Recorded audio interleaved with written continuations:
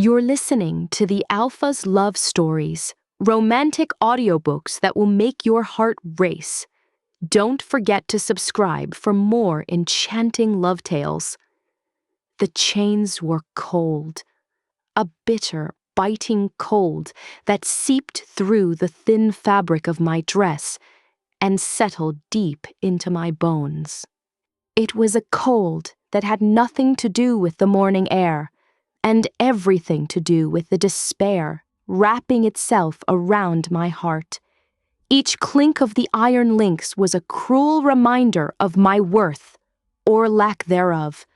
I was just a piece of property now, a transaction, a debt paid. I kept my eyes fixed on the dusty ground, watching my bare feet shuffle through the dirt. I couldn't look up. I couldn't bear to see the faces of the pack members who lined the path, their eyes full of a mixture of pity and grim satisfaction. Elara, the orphan, the silent one, finally being put to some use. Sold to settle a debt her parents left behind, the shame was a hot, prickling wave across my skin. My uncle's voice, sharp and final, cut through the murmurs of the crowd. She's strong for her size. She won't eat much.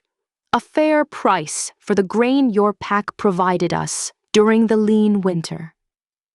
A fair price, my life for a winter's worth of food.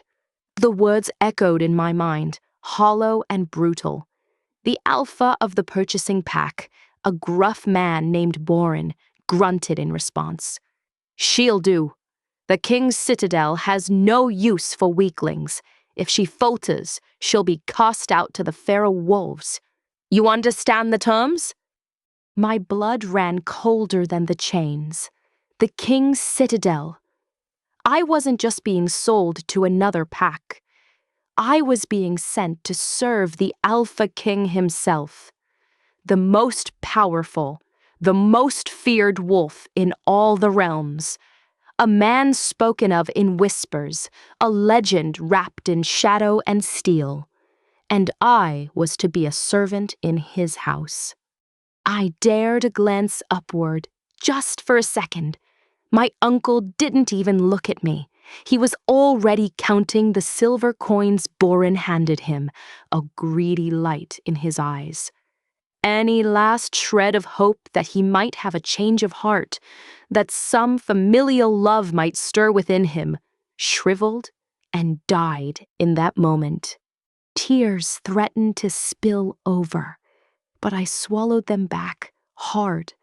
I would not give them the satisfaction. I would not let them see me break.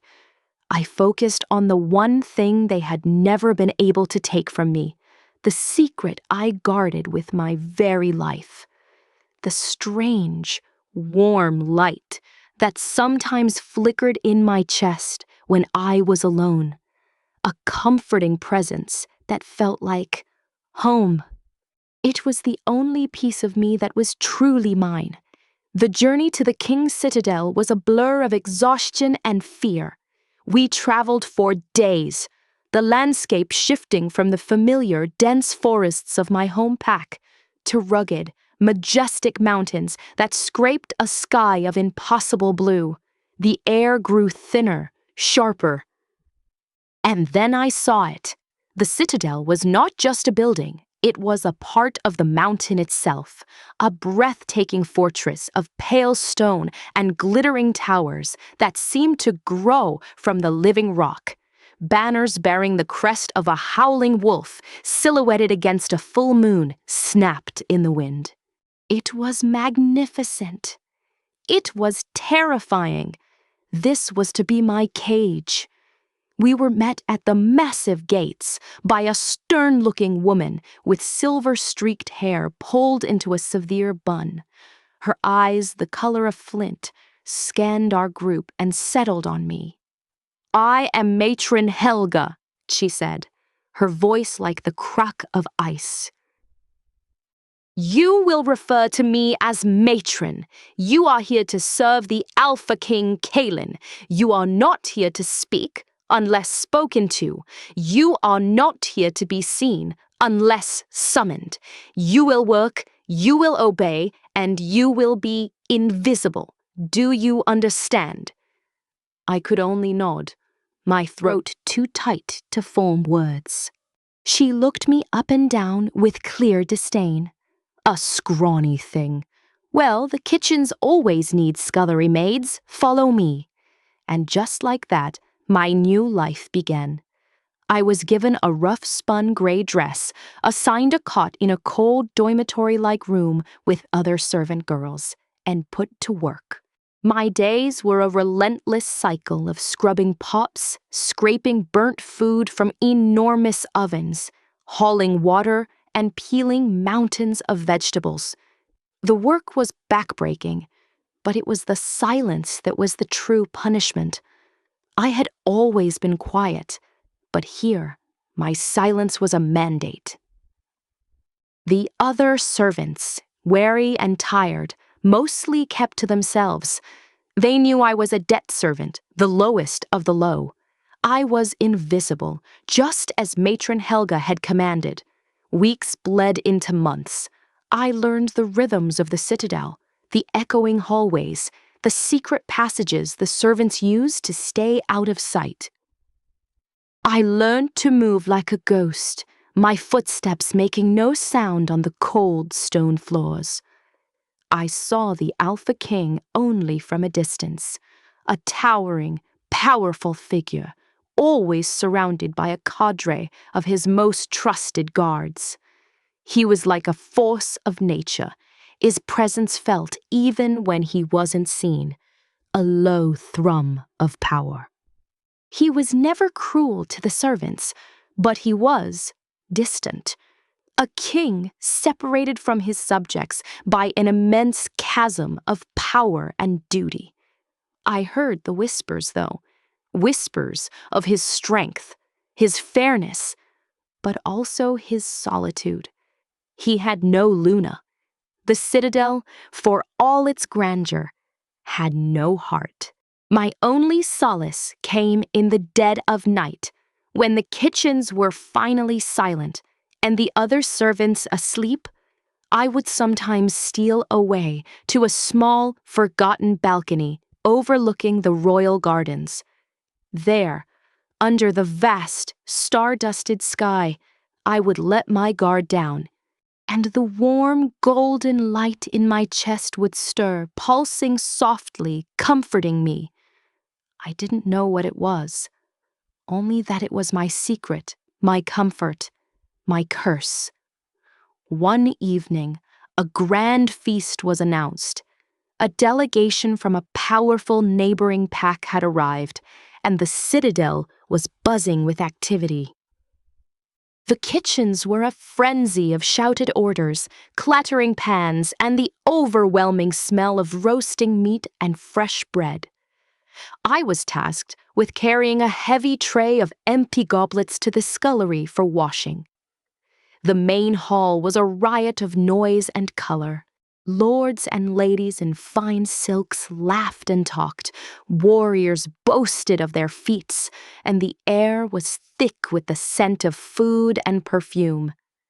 I kept my head down, my eyes fixed on the path ahead, navigating the periphery of the room like the ghost I was supposed to be. And then it happened. As I passed the raised dais where the alphaking sat, a boisterous lord stumbled backward, his arm flailing. He crashed into me.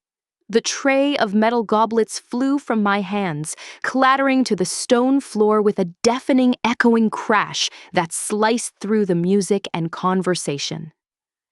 Silence, absolute, terrifying silence, fell over the great hall. Every single eye was on me. I was frozen, kneeling on the floor amidst the scattered goblets, my face burning with a humiliation so profound, I wished the floor would swallow me whole. I could feel his gaze before I even looked up. The weight of it was immense, like a physical pressure. Slowly, trembling, I raised my eyes.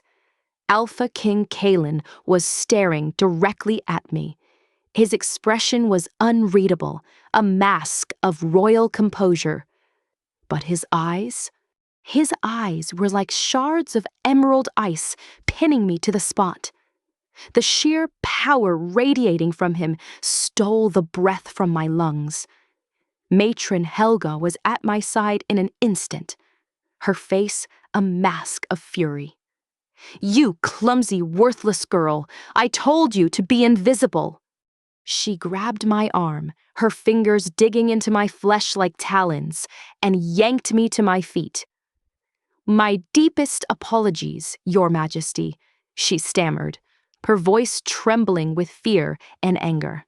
"This debt servant will be punished most severely. She is nothing, a nobody from a worthless pack." The king's gaze did not waver from me. He slowly rose from his throne. The entire hall held its breath. This was it. I would be cast out, fed to the feral wolves.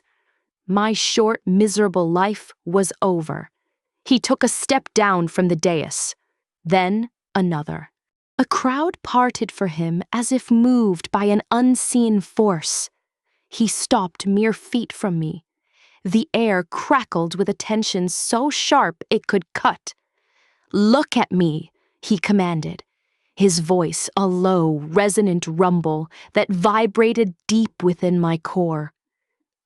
Terrified, tears now streaming freely down my cheeks, I forced my head up to meet his gaze.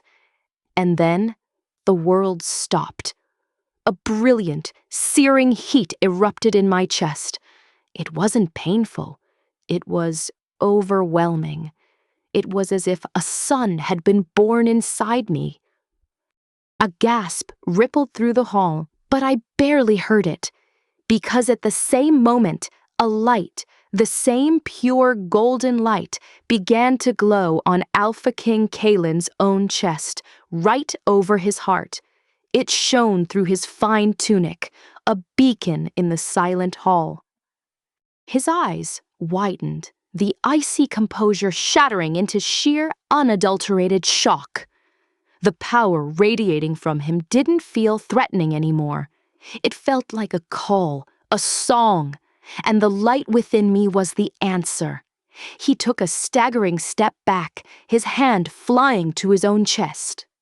His voice, when he finally spoke, was barely a whisper, yet it echoed in the profound silence. "It cannot be." His eyes, filled with a storm of disbelief and awe, locked with mine. "The mark, it has been on you all this time?" A tray of goblets was forgotten. Matron Helga's grip on my arm went slack. The entire world had shrunk to this single, impossible moment. The silent servant girl, the mighty Alpha King, and the mark that glowed on both their souls, binding them together in a destiny no one could have ever foreseen. The silence in the great hall was not merely an absence of sound. It was a living, breathing entity, thick and heavy with disbelief. It pressed down on my ears, on my chest, making it impossible to breathe. The golden light emanating from my soul, from the very core of my being, pulsed in a gentle, rhythmic warmth that beat in time with my frantic heart. It was as if a part of me I never knew was sleeping had suddenly awoken, stretching and yawning into a glorious, terrifying existence. All I could see were his eyes. Alpha King Kaelen's emerald gaze was no longer icy. They were a turbulent sea, churning with 1,000 unspoken questions. His hand remained pressed over his own heart, where the corresponding mark shone just as brightly through the fine fabric of his tunic. "Your Majesty," Matron Helga's voice was a strangled croak, her face as pale as the moon. Her grip on my arm had become a trembling, useless weight. I don't understand," This girl, she is a servant, a debt servant. Kaelen did not even look at her. His attention was entirely, devastatingly focused on me. He took a slow, deliberate step forward, then another, closing the small distance between us. The power that rolled off him was no longer a threat. It was a hum, a vibration that sang directly to the light within me. It felt like coming home after a long, cold journey. He stopped just before me. I could see the intricate silver threading on his tunic, the strong line of his jaw, a slight part of his lips as he struggled to comprehend the impossible. How? The single word was a breathless exhalation, filled with more wonder than accusation. I tried to speak, to form some kind of explanation, but my voice had deserted me. All that escaped was a shaky, terrified whisper. I don't know. His gaze dropped to my chest, to the source of the brilliant glow. He slowly, so slowly, raised his hand. I flinched instinctively, bracing for, I didn't know what. But his touch never came. He stopped his hand mere inches away, his fingers hovering in the air, as if feeling the warmth of the light. "It is real," he murmured, more to himself than to anyone else. "The soul mark. It has been here, inside my own walls, all these months." The spell was broken by the sound of a chair scraping back. Lord Theron, the king's most senior advisor, a man with a sharp, intelligent face and a demeanor of perpetual calm, stood from the high table. His expression was a carefully controlled mask, but his eyes were sharp, missing nothing. "Your Majesty," he said, his voice cutting through the stunned silence with practiced authority. "Perhaps this is a matter best discussed in private. The guests." Kaelen blinked, as if waking from a dream. He finally tore his gaze from me and swept it over the assembled crowd. Hundreds of faces stared back, a frozen tableau of shock, confusion, and burgeoning curiosity. The royal facade slid back into place, but it was cracked, and the light from his soul mark still shone defiantly through. "The feast is concluded," the king announced, his voice regaining its commanding resonance, though it held a new, raw edge. "My gods will see you to your quarters. Thank you for your celebration." There was a moment of hesitation, a collective intake of breath, before the hall erupted into a frantic, hushed buzz of conversation. Nobles were ushered out, casting bewildered glances back at the dais, at me. The spectacle was over, but the scandal had just begun. Kaelen turned his attention back to me. His eyes were still wide, but a new intensity burned within them. Matron. Helga jumped as if struck. "Yes, Your Majesty. Bring her to my private chambers, now." His tone brooked no argument. It was the voice of a king used to being obeyed without question. "Of course, Your Majesty. At once." She released my arm entirely, her own hands fluttering nervously. She looked at me, not with anger now, but with a kind of terrified reverence. Kaelen gave me one last, lingering look, a look that seemed to see straight through my worn dress and into the very essence of my soul. Then he turned, his cloak swirling around him, and strode from the hall, the light on his chest fading as he moved away, as if the distance between us physically dimmed it. The moment he disappeared through a side door, the glorious warmth in my own chest subsided, retreating back to its familiar, quiet ember. The absence of it felt like a sudden, profound cold. "You, come with me," Matron Helga whispered, her voice trembling. She didn't grab me this time. Instead, she gestured for me to follow, her manner completely transformed. She was walking on eggshells around me, the clumsy, worthless girl who had just upended the entire world. We moved through corridors I had never seen, leaving the public grandeur of the citadel for its private heart. The passages here were quieter, the torches burning lower. The air was still and heavy with silence. My mind was reeling, a whirlwind of fear and a strange, desperate hope. The mark. The stories were true.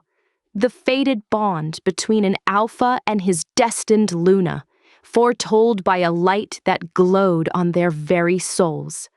But it was a legend, a fairy tale for children. It couldn't be real.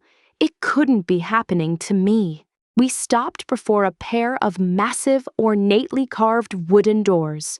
Two stone-faced royal guards stood sentry. They looked at me, their eyes flickering with a mixture of suspicion and awe, the four nodding to Matron Helga and pushing the doors open. The king's private chambers were not what I expected. They were spacious, yes, but surprisingly austere. A large fireplace dominated one wall, a low fire crackling within. Bookshelves laden with scrolls and leather-bound volumes lined another. A large, unadorned desk stood near a window that looked out over the starlit mountains. It was a room for a warrior, a scholar, a ruler. It was not a room for a scullery maid. Kaelen stood by the fireplace, his back to us, his broad shoulders tense. He had removed his formal cloak. The light was gone, but I could still feel its echo, a phantom warmth in my own chest. "Leave us, matron," he said without turning around. Helga bowed deeply. "Your Majesty." She shot me a final, wide-eyed look before scurrying out, the doors closing behind her with a soft, definitive thud. And then we were alone. The silence in the room was even more profound than it had been in the hall. It was just the two of us, the alphaking and a servant, the marked and the marker. He turned slowly. The raw shock was gone, replaced by a deep, simmering intensity. He studied me, his eyes tracing every detail of my face, my ragged dress, my trembling hands. "What is your name?" he asked, his voice quieter now, more measured. It took me 2 tries to find my voice. "Elara, Your Majesty." "Elara," he repeated, as if tasting the word. He took a step closer. "How long have you had the like?" I wrapped my arms around myself, a feeble attempt to ward off a chill that came from within. "For as long as I can remember, Your Majesty. It was always just a small warmth, a comfort. I thought I was unwell. I never knew what it was. I swear it." He nodded slowly, as if my answer confirmed something he already suspected. "It responds to me, to my presence, to my power. You felt it." It wasn't a question. He knew I had. "Yes," I whispered. It felt like it was waking up." He moved to his desk, picking up a simple, polished stone that sat there, turning it over in his hands. A nervous habit. The king was nervous. Because of me. "The soul mark is the most sacred bond our kind can know," he said, his gaze fixed on the stone. "It is not chosen. It is destined. It appears when an alpha or a luna comes of age, a guide to their other half. I have carried this empty, waiting light on my soul since I turned 18. For 5 years, I have searched every corner of this kingdom for its match. I had begun to believe that she did not exist." He looked up at me, and the weight of his loneliness, his years of searching, was a tangible force in the room. "And all this time, you were here." The injustice of it all suddenly rose up in me, a bitter tide. "I was sold, Your Majesty, for a winter's worth of grain. My own uncle sold me to your man Borin to be a servant. I have been scrubbing your floors and washing your pots for months, but I couldn't keep the tremor of anguish from my voice. If this mark is so sacred, why did it let this happen? Why did it not guide you to me sooner? He flinched as if I'd struck him. My boldness surprised even me, but the pain was too fresh, too raw.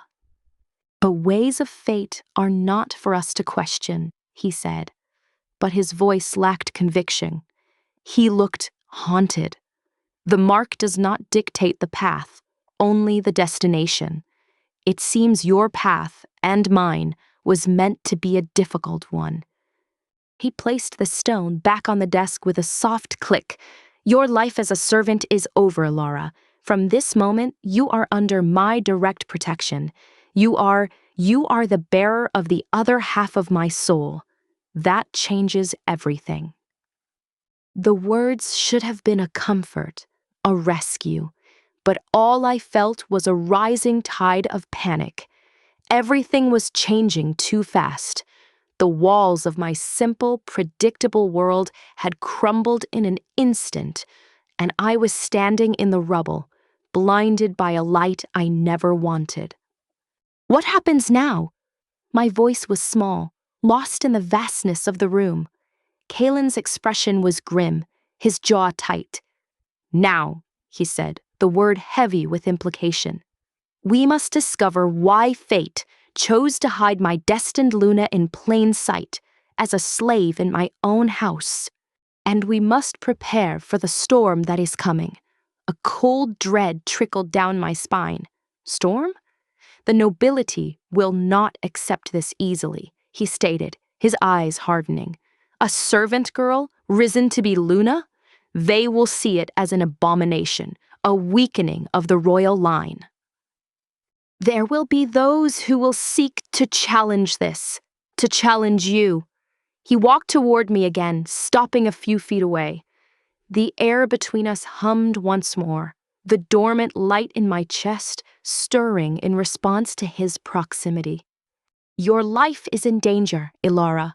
From this moment forward, you are both the most cherished and the most threatened person in this entire kingdom. Trust no one. Do you understand? No one but me. His words were not a reassurance. They were a sentence. The golden light that had promised a destiny had also painted a target on my back. I was no longer just a servant. I was a pawn in a game I didn't know how to play, a prize to be won or a problem to be eliminated. And as I stood there, in the king's private chambers, with his intense, worried gaze upon me, I realized the terrifying truth. The chains of servitude had been broken, only to be replaced by the far more binding chains of destiny, and I was more trapped than I had ever been before. The room they gave me was not a room, it was a realm. It was larger than the entire servants' dormitory, draped in silks the color of a twilight sky, and furnished with dark, polished wood that gleamed in the firelight. A vast, canopied bed dominated the space, its linens looking softer than any cloud I had ever seen. A balcony, far grander than my secret, forgotten one, offered a breathtaking, terrifying view of the kingdom I was now supposedly destined to rule. It was a gilded cage. Every beautiful object felt like a bar, every luxurious fabric a chain. I stood in the center of it all, utterly still, afraid to move, afraid to touch anything. The scent of beeswax and dried lavender hung in the air, a stark contrast to the familiar smells of soap and hearth smoke from the kitchens. My rough-spun gray dress was gone, replaced by a simple but exquisitely soft blue gown. Matron Helga herself had helped me change, her hands trembling, her words a fawning, nervous stream. So sorry for before, my lady. I had no idea. Such an honor. Her hypocrisy was a sour taste in my mouth. The king's words echoed in the vast, silent space. Trust no one. The warning was a cold stone in my stomach. How could I trust anyone? Just hours ago, I was invisible. Now I was the center of a universe I didn't understand. Servants I had worked beside for months now scurried around me with downcast eyes, their fear and curiosity a palpable force. They didn't see Elara. They saw the mark. They saw the phenomenon. A soft knock at the door made me jump. Before it could speak, it opened, and a young woman slipped inside. She was about my age, with lively brown eyes and a kind, open face. She carried a tray with a steaming bowl of broth and a slice of bread. "Forgive the intrusion, my lady," she said, her voice gentle. She didn't curtsy with the exaggerated fear of the others, but offered a small, genuine smile. "I thought you might be hungry." Feasts are grand, but they rarely feed the servants who work them. "I'm Lyra. I've been assigned to attend to you." I stared at her, my guard instantly rising. Trust no one. Was this a test? Was her kindness a mask? She placed the tray carefully on a small table near the fireplace and took a step back, giving me space. "It's venison broth. Cook added extra herbs." She feels terrible about the number of times she shouted at you for being too slow with the potato peelings. A flicker of the old world, a memory of Cook's red, furious face, sparked in my mind. The absurdity of it, the sheer, dizzying shift in reality was overwhelming. I didn't move toward the food. Lyra's smile softened. "It's a lot to take in, isn't it? One moment, you're scrubbing a pot. The next," she gestured vaguely at the opulent room. "Next, you're here." Her plain speaking was a shock. It was the first real, unvarnished thing anyone had said to me since the hall. I found my voice, though it was hoarse. "Why are you being nice to me?" She blinked, then let out a small, musical laugh. "Because you look like you're about to shatter into 1,000 pieces. And because someone needs to be." Her expression grew more serious. "And because I serve the king.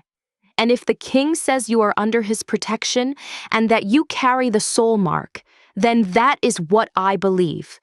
My loyalty is to him." Her honesty was disarming. It didn't necessarily mean she was trustworthy, but it was a refreshing change from the terrified deference of the others. I took a tentative step toward the fireplace, drawn by its warmth. The broth did smell good. My stomach, tight with anxiety all evening, gave a quiet rumble. "See," Lyra said, her smile returning, "even a marked soul needs to eat." I sat in the chair by the table, and slowly, hesitantly, I picked up the spoon. The broth was rich and warming. We sat in a comfortable silence for a few minutes, the only sound the crackling of the fire and the soft clink of my spoon against the bowl. "What happens tomorrow?" I finally asked, my voice small. Lyra's cheerful demeanor faded slightly. "Tomorrow, the real work begins. Lord Theron will wish to speak with you, I'm sure, to understand the situation." "They don't know you," Lyra corrected gently. "They fear what you represent. Change, an upset to the established order. Many noble families had hoped their daughters would catch the king's eye." She leaned forward slightly, her voice dropping. "Lady Seraphine in particular. Her father is Duke Valerius, the king's own cousin. She has considered herself the future Luna for years." As if summoned by the very mention of her name, a new voice, cold and sharp as a shard of ice, cut through the room from the doorway. "So this is where they've hidden the little miracle." I froze. Lyra immediately stood up, her posture straightening into formal. In the doorway stood a vision of cold beauty. Lady Seraphine was tall and willowy, with hair the color of pale gold that fell in perfect waves around a face of exquisite, delicate features.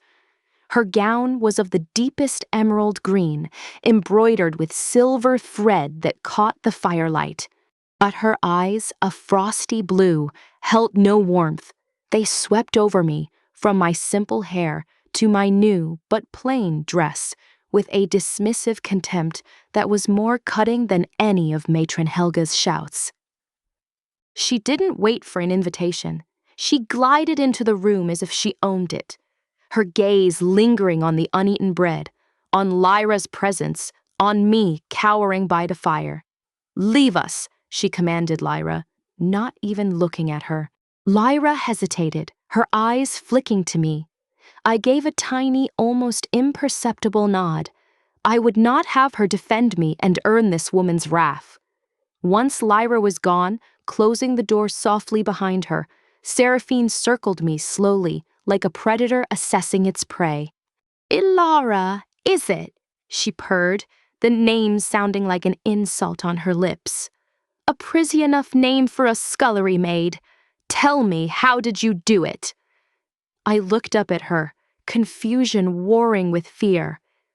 "Do what, my lady?" "The light," she hissed, stopping directly in front of me. "The mark. What trickery did you use? A witch's glamour? Some peasant enchantment? Did you think you could simply shine your way onto the throne?" The accusation was so absurd, so venomous, it stole my breath. "It was no trick. I didn't do anything." "Don't lie to me." Her composure cracked for a second, revealing a flash of pure, unadulterated fury. "I have known Kaelen since we were children. I am his equal in birth, in power, in every way that matters. And then you, a nothing, a slave, appear from the kitchens with some parlor trick and dare to claim what is rightfully mine?" She leaned down, her beautiful face close to mine, her voice dropping to a venomous whisper. "Listen to me, you little gutter rat. The court will never accept you. The pacts will never follow you. You are a stain on this kingdom's honor. This farce will not last. When your light inevitably fails, you will be cast back into the filth you came from, and I will be there to watch it happen." She straightened up, her mask of icy composure sliding back into place. "Enjoy your borrowed room and your borrowed time." With a final, scathing look, she turned and swept out of the room, leaving the scent of expensive perfume and pure malice in her wake. I sat there, trembling, the warmth of the broth completely gone from my body, replaced by a chill that reached my bones. Lyra had been right. The storm wasn't coming. It was already here. Lady Seraphine's words were not just threats. They were a promise of a battle I was utterly unequipped to fight. I was a servant who knew how to scrub and obey. I was not a queen who knew how to rule and defend. The mark on my soul may have destined me for a crown, but it had not given me the strength to wear it, and in the glittering, hostile world of the court, my greatest enemy was not a feral wolf in the wild, but a beautiful, ruthless woman who saw my very existence as a personal insult. The gilded cage felt more like a prison than ever, and I was alone, with only a flickering mysterious light inside me for comfort, a light that had brought me nothing but peril. Dawn broke not with gentle light, but with the cold, gray reality of my new position. I had barely slept, my mind spinning with visions of Seraphine's icy glare and the king's grave warnings. The luxurious bed felt like a trap, its softness mocking my turmoil. Lyra arrived as the first rays of sun touched the balcony. She was quiet, her usual cheerfulness subdued. She helped me dress in another simple but fine gown, this one a deep charcoal gray. "Lord Farron requests your presence in the council antechamber after you break your fast," she said softly, not meeting my eyes. "A king's advisor," I stated, my stomach clenching. She nodded. "He is thorough, and he is not a man who enjoys surprises." She finally looked at me, her expression earnest. "Just tell him the truth, my lady. The whole of it. He values facts above all else." The truth. What was the truth? That I was an orphan sold for grain? That a strange light had lived inside me since childhood? It sounded like a madwoman's tale. I picked at the breakfast tray Lyra brought, eating little. The food, once a distant dream of flavor, now tasted like ash.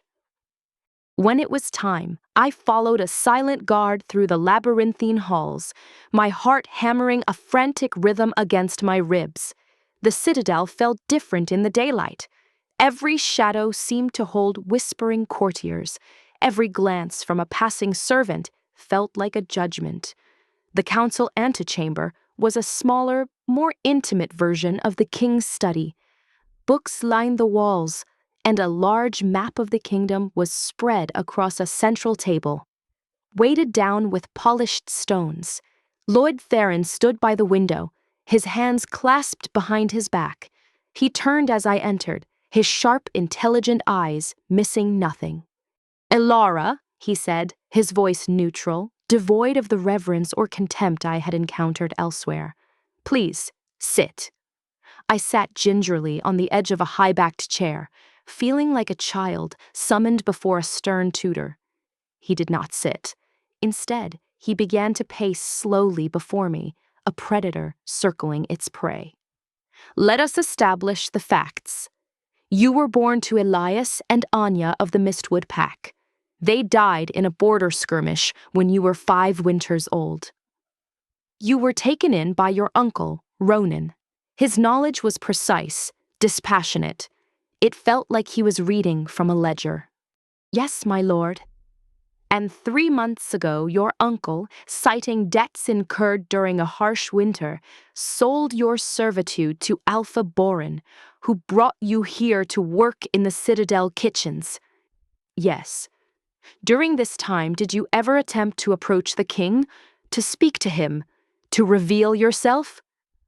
"No, never. I kept my head down. I did my work.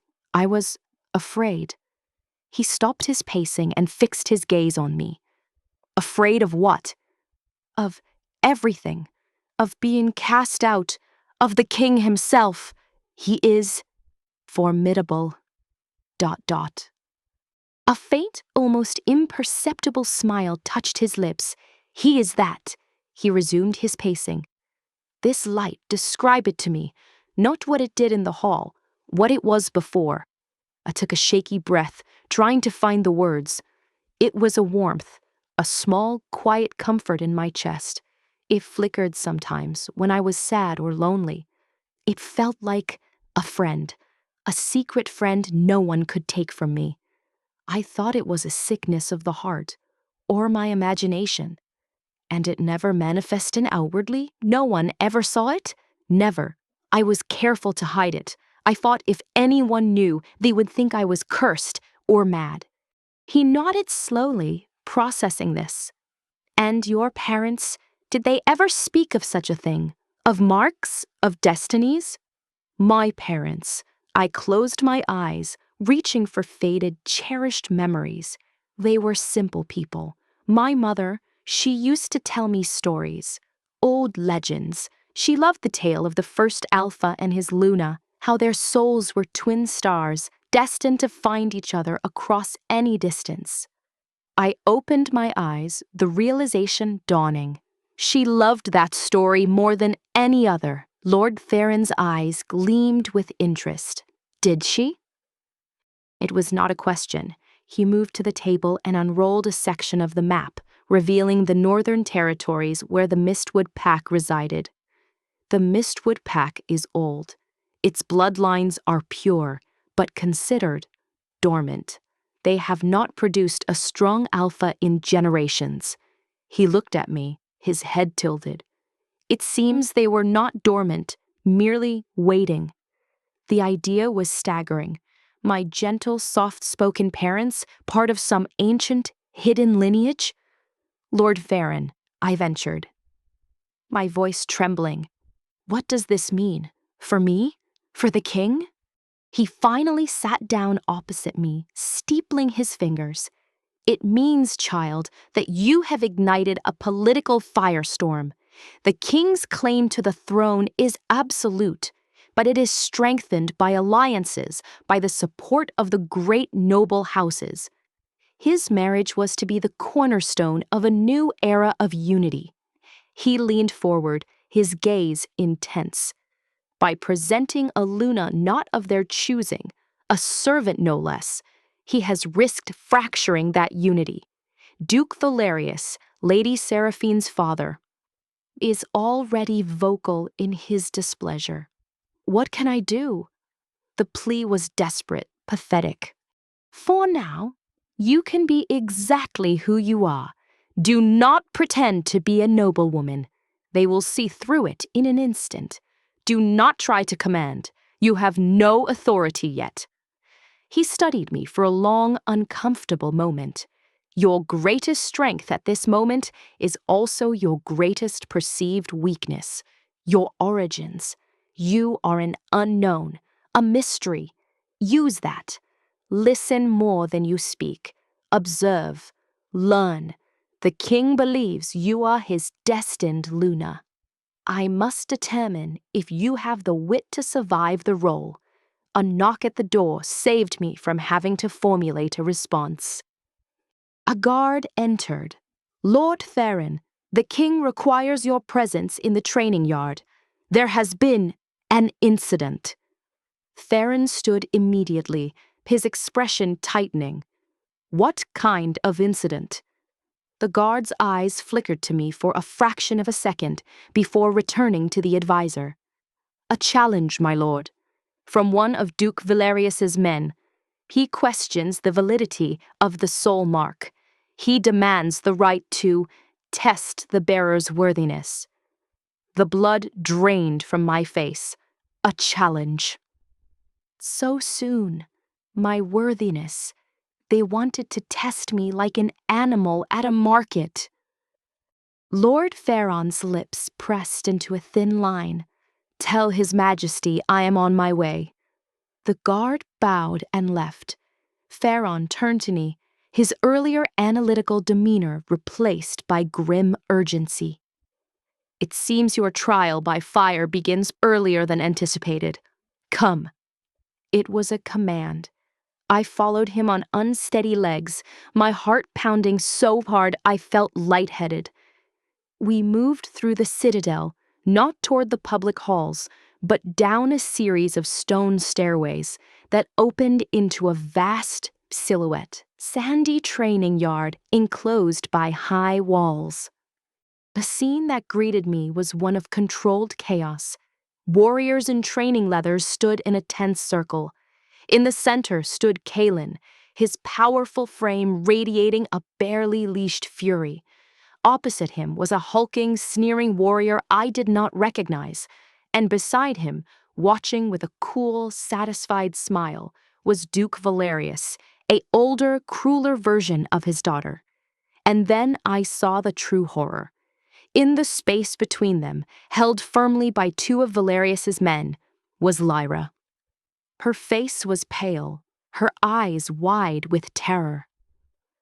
My daughter informs me that this girl has been assigned as your attendant, Duke Valerius said, his voice oily and smooth. My man, Gregor here, believes that a true Luna, a worthy mate for our king, would inspire such fierce loyalty that even a servant would be willing to prove her mistress's mettle. He gestured to Lyra. Let us see if the mark inspires courage, or if it is merely a hollow light. My breath caught in my throat. This wasn't a challenge to me directly. They were using Lyra. They were going to hurt an innocent girl to get to me, to prove I was powerless. Kaelen's voice was a low, dangerous growl. This is not our way, Valerius. Release the girl. Your challenge is with me. But it is about the Luna, is it not, your majesty? Valerius countered, his smile widening. The tales say the soul mark grants the Luna strength, wisdom, the power to protect her pack. Let us see a glimpse of it. Let your Elara command Gregor to stand down. Let her authority, born of this fated light, be recognized. All eyes turn to me.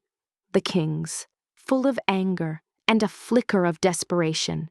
The dukes, full of mocking challenge. The warriors, full of open curiosity and doubt. And Lyra's, filled with a silent, pleading terror. I stood frozen at the edge of the yard, a mouse surrounded by wolves.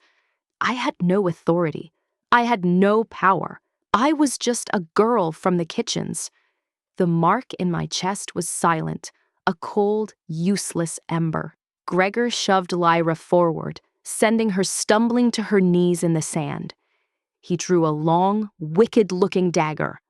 "Command me, my lady," he taunted, his voice a rough bark. "Order me to spare your servant. Show us the power of your destiny."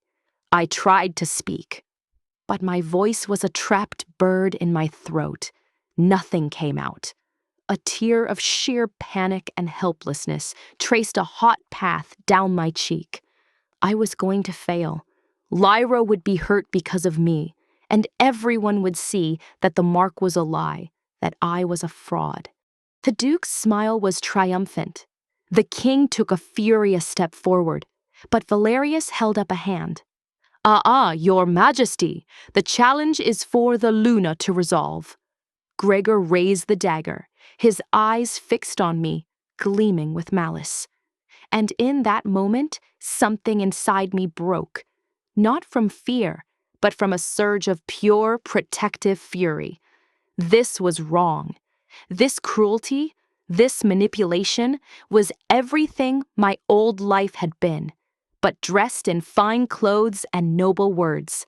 They were bullies, just like my uncle. They preyed on the weak. I wasn't a queen. I wasn't a warrior, but I was not powerless. I took a step into the training yard. My voice, when it finally came, did not ring with royal command. It was low, it was trembling, but it was clear, cutting through the tense silence like a shard of glass. "Stop." Gregor paused, the dagger still held high. He laughed, a harsh, ugly sound. "Or what, little maid? What will you do?" I walked toward him. I didn't look at the king. I didn't look at the duke. I looked only at Lyra, at her terrified face, and then I met Gregor's mocking gaze. "You are so strong," I said, my voice gaining a strange, cold steadiness. "So brave, threatening an unarmed servant girl with a blade to prove a point to a scullery maid. The ballads will surely sing of your valor for generations to come." A ripple of surprised muttering went through the crowd of warriors. Gregor's smirk faltered. I stopped a few feet from him. My heart was still pounding, but a new feeling was rising in me. A defiant, righteous anger that burned away the fear. The warmth in my chest began to stir. Not a brilliant glow, but a deep, pulsing heat. "The king has declared me under his protection," I continued, my eyes locked on Gregor's. "You lay a hand on my attendant, you lay a hand on the king's own word. Is that your challenge, warrior? Do you truly wish to test your strength not against me, but against your Alpha King's direct decree?" I turned my gaze to Duke Valerius. His smile had vanished, replaced by a look of cold shock. "My Lord Duke," I said, my voice dripping with a courtesy I did not feel. "You speak of the old ways. I may be from a worthless pack, but even we know that to defy one's alpha is the highest treason. Is this the new unity you wish to forge? Through treason and the terrorizing of servants?" The silence in the yard was absolute. I had not used power. I had used logic. I had used their own rules against them. Kaelen moved then. He did not shout. He did not need to. The air around him crackled with his unleashed authority. "The girl speaks truth," he said, his voice like rolling thunder. "The challenge is void. It was born of deceit and cowardice. Release the attendant. Now." The men holding Lyra immediately let her go, recoiling as if her skin had burned them. She scrambled to her feet and ran to my side, clutching my arm. Gregor slowly lowered his dagger, his face a mask of stunned confusion. Duke Valerius gave a stiff, shallow bow. "A clever turn of phrase, my lady. We shall take our leave." He turned and strode from the yard, his men, including a shamed Gregor, following quickly in his wake. The moment they were gone, the tension shattered. The warriors began to disperse, casting new, thoughtful looks in my direction. Kaelen walked over to me. The fury was gone from his eyes, replaced by something else, something deep and unreadable. He looked from my face to Lyra, who was still trembling beside me. "Are you unharmed?" he asked, his voice low. Lyra nodded mutely, tears of relief now streaming down her face. His eyes returned to me. He didn't speak for a long moment. Then he gave a single, slow nod. It was not a grand gesture. It was not a declaration. But in that simple, silent acknowledgement, I saw it. Respect. I had not won with light or power. I had won with the only weapon I had ever possessed, my voice. And for the first time since the Great Hall, the warmth in my chest glowed, not with terror, but with a fragile, burgeoning hope. The aftermath of the training yard was a quiet, trembling thing. Lyra clung to my arm all the way back to my chambers, her tears a silent testament to the danger we had both just faced. Once inside, she sank into a chair by the fire, her usual vivacity completely drained. I thought he was going to..." She couldn't finish, her body shaking with a delayed tremor of terror. I knelt before her, taking her cold hands in mine. My own fear had been burned away, replaced by a cold, hard certainty. "He didn't, and he won't. No one will use you to get to me again. I won't allow it." The words felt foreign on my tongue, yet I meant them with every fiber of my being. She looked at me, her eyes wide. "You were amazing. You sounded like a queen." A queen. The word still felt like an ill-fitting garment. I had not sounded like a queen. I had sounded like a cornered animal who had finally found its teeth. But it had worked. Later, as Lyra slept fitfully in a chair, exhausted from the ordeal, a different kind of visitor arrived. The guard at my door announced her softly. "Lady Lyra is resting, my lady, but a woman is here to see you. She says her name is Anya, from the kitchens." Anya. The name was a punch to my heart. It was my mother's name. I straightened up, my pulse quickening. "Send her in." The woman who entered was old, her back bent from a lifetime of labor, her hands gnarled and red. She was one of the senior kitchen scrubs, a woman I had worked beside in silence for months. She had never spoken a word to me. Now she looked at me with an expression I couldn't decipher, a mixture of awe and profound sadness.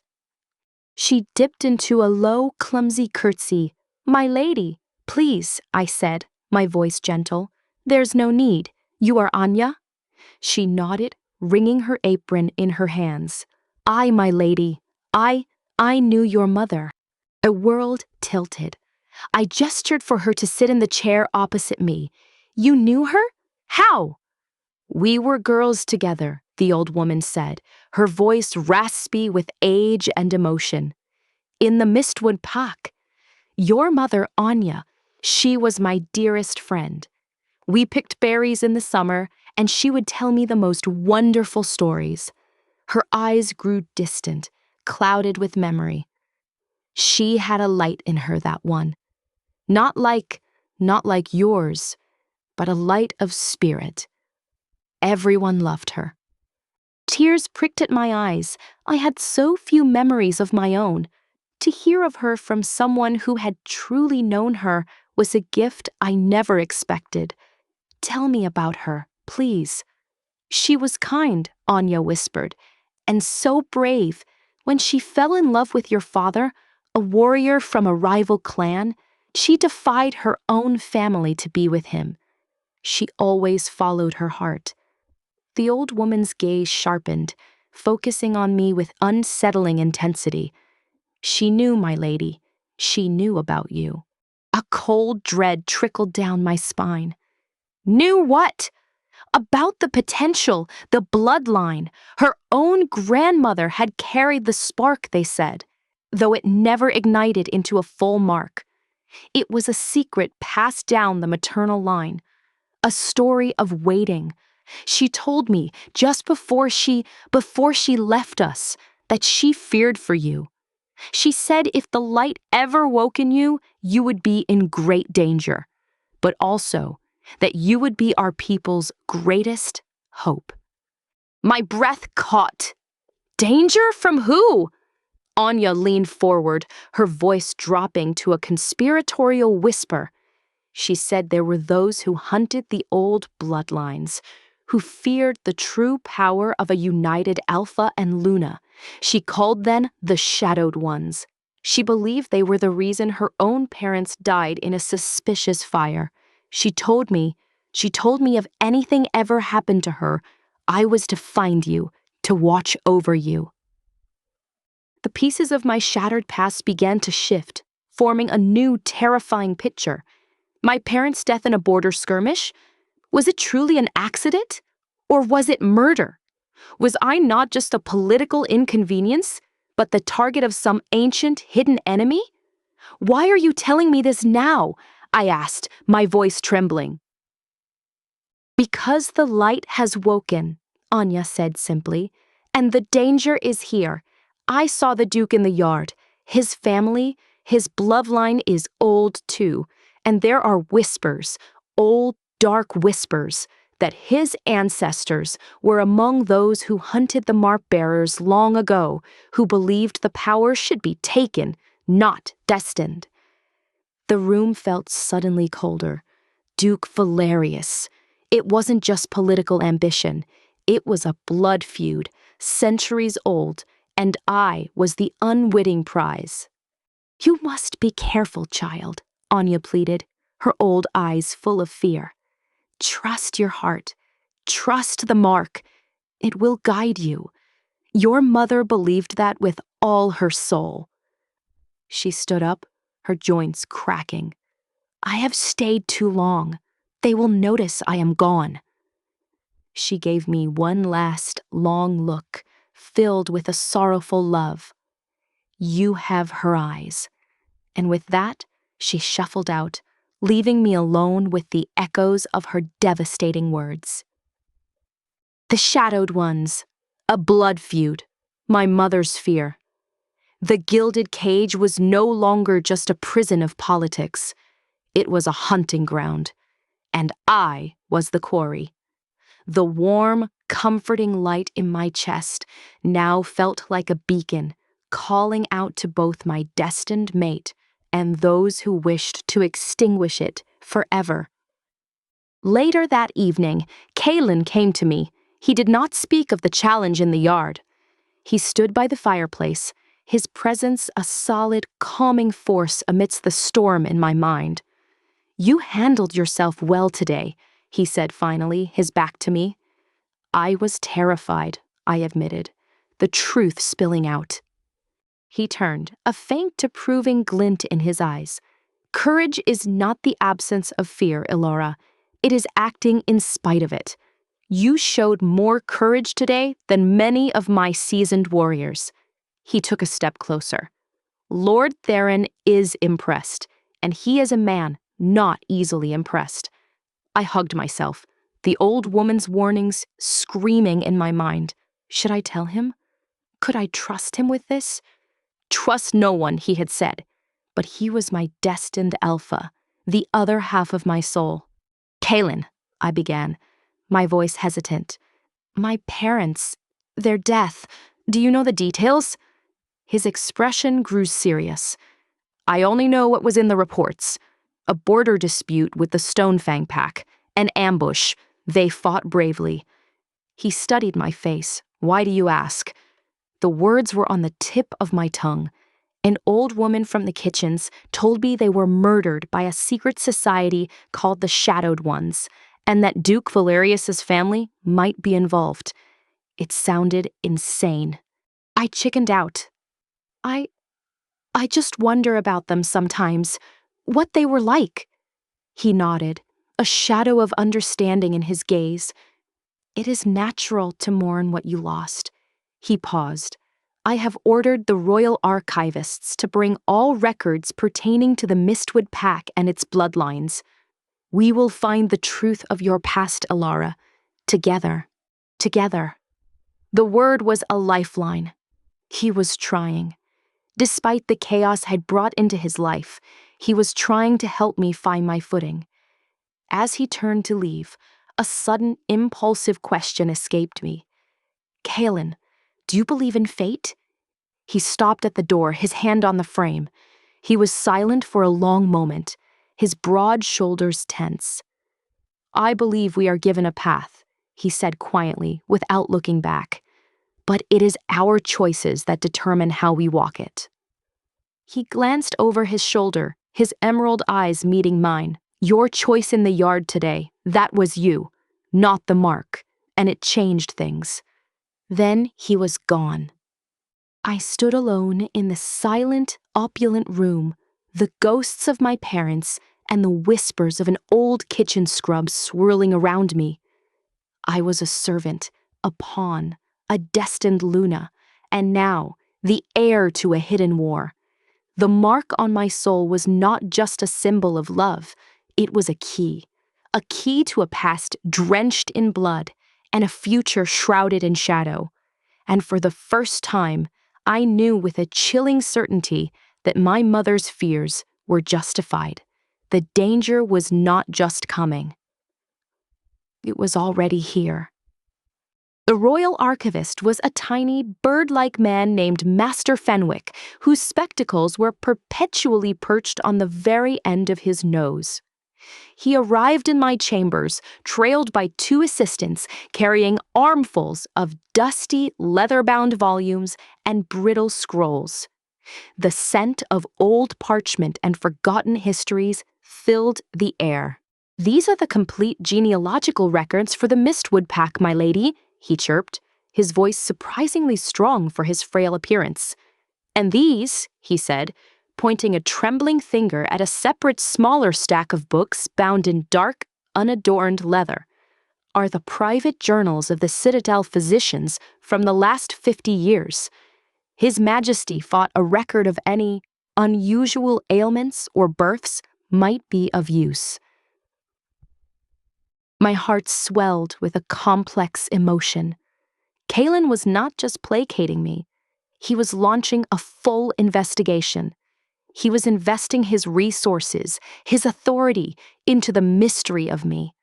Thank you, Master Fenwick, I said, my voice filled with genuine gratitude. This is more than I could have hoped for. He beamed, his eyes twinkling behind his spectacles. Knowledge is the first defense against uncertainty, my lady. I shall leave you to it. Do not hesitate to summon me if you have questions. The twists of bloodlines are my particular specialty. For the next 3 days, I barely left my chambers. Lyra brought my meals, which I often ate absently, my nose buried in a book. The outside world, with its scheming nobles and whispered threats, faded into a dull roar. I had found a new battlefield, the past. The genealogies were a dry, complex web of names and dates. I traced my mother's line back through generations of Mistwood healers, storytellers, and peacemakers. There were no great warriors or famous alphas. But there was a consistency, a thread of quiet strength. And then, in a margin note from a century ago, I found it. A scribble beside my great-great-grandmother's name. Purelia, born with the soul spark, faded in adolescence, a gentle heart, a calming presence. The soul spark, just as old Anya had said, it was real, it was documented. The physician's journals were more harrowing. They were a litany of fevers, broken bones, and battlefield wounds. But I searched for anything else. And in a journal from 25 years ago, I found an entry that made my blood run cold. Treated Beta Ronin for a shallow knife wound to the arm, sustained during a patrol near the Stonefang border.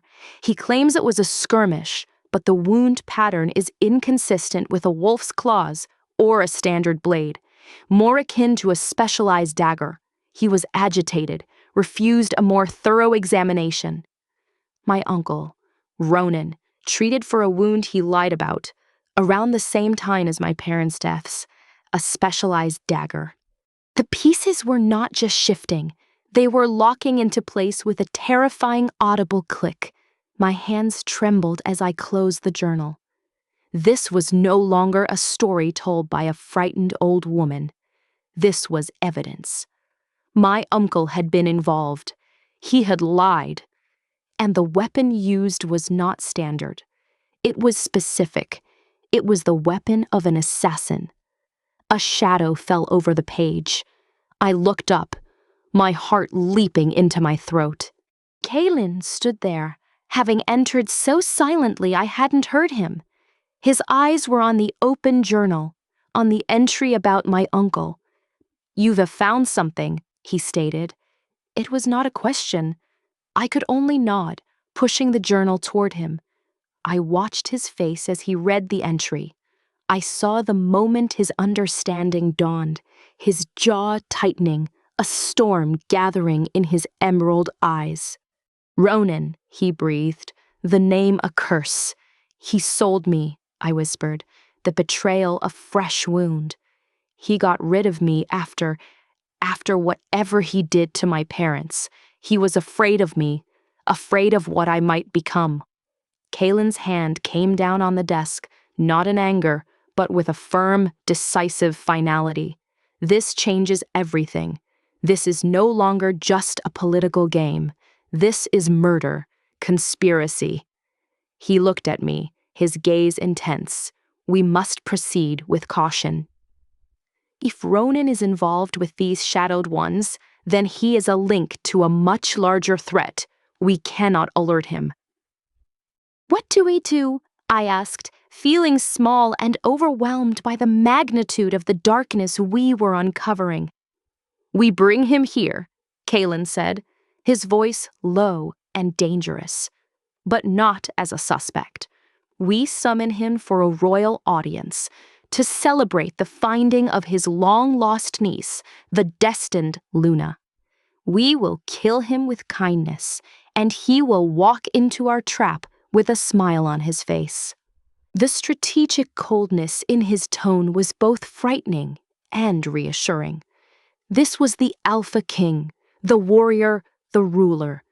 He was not just my destined mate, he was my shield and my sword. A summons was sent that very day, a royal command sealed with the king's own sigil, inviting Beta Ronin of the Mistwood Pack to the citadel to be honored for his role in caring for the king's own Luna. The days that followed were a lesson in a different kind of warfare, the warfare of the court. Under Lord Faring's stern tutelage, I began my lessons: how to sit, how to walk, how to address a duke versus a baron. The complex, unspoken language of a fan, of a glance, of a slight incline of the head. It was exhausting.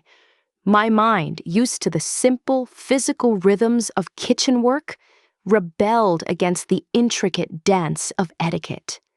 The nobles will watch your every move, Theron drilled into me, his voice like a whetstone. They will look for a flaw, a crack in the facade. You must not give them one. You are no longer Elara the servant. When you are in that hall, you must be the Luna. I tried. I truly did.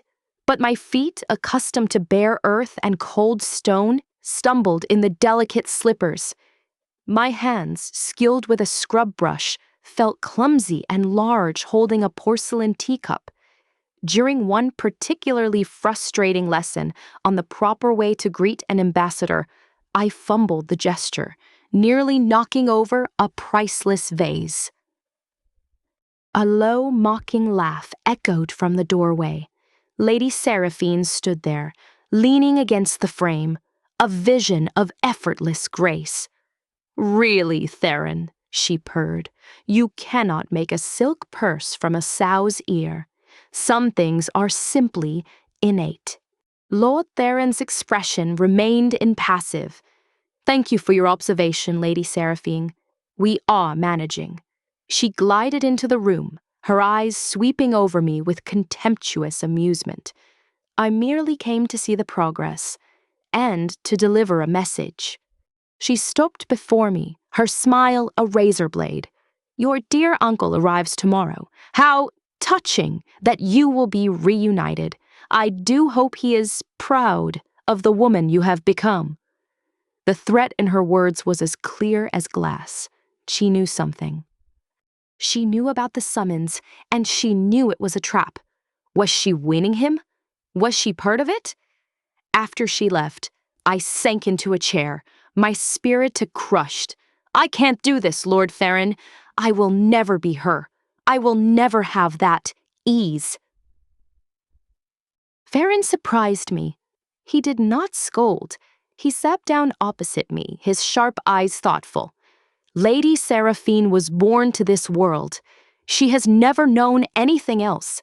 You have known life outside these walls. You have known hardship and humility and fear. That is not a weakness, Elara. That is a depth of character she can never comprehend. Do not try to be her. Be yourself. Be the girl who faced down a warrior with nothing but her wits.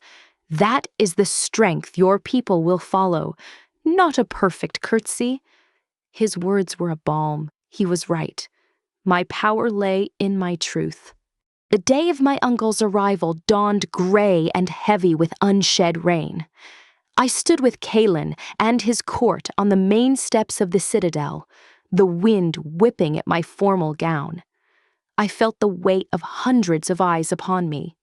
This was my first true public appearance as the Luna-to-be. And then I saw him. My uncle Ronan rode through the gates on a sturdy horse, dressed in his best tunic, a smug, triumphant smile plastered on his face. He believed the fiction. He thought he was here to be rewarded. His eyes found me standing beside the king, and for a fleeting second his smile faltered. Confusion, then a dawning, terrible understanding flickered in his gaze. He saw the way Kaelen stood protectively close to me. He saw the lack of warmth in my eyes. He dismounted and approached the steps, bowing low. "Your Majesty," he said, his voice oily. "My dear niece, this is such an unexpected honor." Kaelen's voice was cordial, but held an undercurrent of steel. "Welcome, Beta Ronan. We owe you a great debt for caring for our Elara all these years." The smile on my uncle's face became strained. It was my duty, my pleasure. His eyes met mine again. I did not smile. I did not blink. I let him see the cold, hard knowledge in my gaze. I let him see the little girl he had betrayed, now standing beside the most powerful man in the kingdom. The smugness drained from his face, replaced by a pale, sweating fear. The game had begun, and he knew, with a sickening certainty, that he was not the hunter. He was the prey. The great hall was a cage of light and sound, but the only thing I could see was my uncle's face. He sat at the high table, a place of unimaginable honor, yet he looked like a man awaiting his own execution. He picked at the roasted pheasant on his golden plate, his eyes darting around the room, never settling, always searching for an exit that did not exist. Kaelen played his part flawlessly. He was the gracious, generous king, toasting Ronan's selfless care and unwavering loyalty. I sat beside him, my back straight, my face a mask of cool composure. Inside, my heart was a wild, thrashing thing. "You are quiet tonight, Mies," Ronan said during a lull in the music, his voice too loud, too forced. "The citadel life must agree with you. You look well." I turned my head slowly, meeting his nervous gaze. "It is surprising what one can flourish without, Uncle. The constant weight of fear, for instance. It is a remarkable relief." His smile was a ghastly, stretched thing. "Indeed, I am glad for you." "Are you?" I asked, my voice soft but carrying in the space between us. "Truly?" He had no answer. He took a hurried gulp of wine, his hand trembling slightly. Later, as the court mingled, Kaelen maneuvered Ronan towards a secluded alcove, his arm draped in a seemingly friendly manner over my uncle's shoulders. I followed, my pulse hammering in my ears. This was the moment. "We must speak privately, Ronan," Kaelen said, his tone losing its previous warmth, becoming low and serious. "There is a matter of security, a threat to the crown." Ronan's eyes widened with feigned concern. "A threat, Your Majesty? How can I assist?" We entered a small windowless chamber used for private councils. The door clicked shut, sealing us in. The air grew still and heavy. Kaelen did not sit. He stood before the cold fireplace, turning to face my uncle. The mask of the gracious host was gone, replaced by the unyielding visage of the Alpha King. "The threat is an old one, Ronan, one that dates back to the death of Elara's parents." My uncle paled. A tragic skirmish, Your Majesty. A dark day for our pack." "Was it a skirmish?" I spoke from the shadows, stepping forward. "Or was it an assassination?"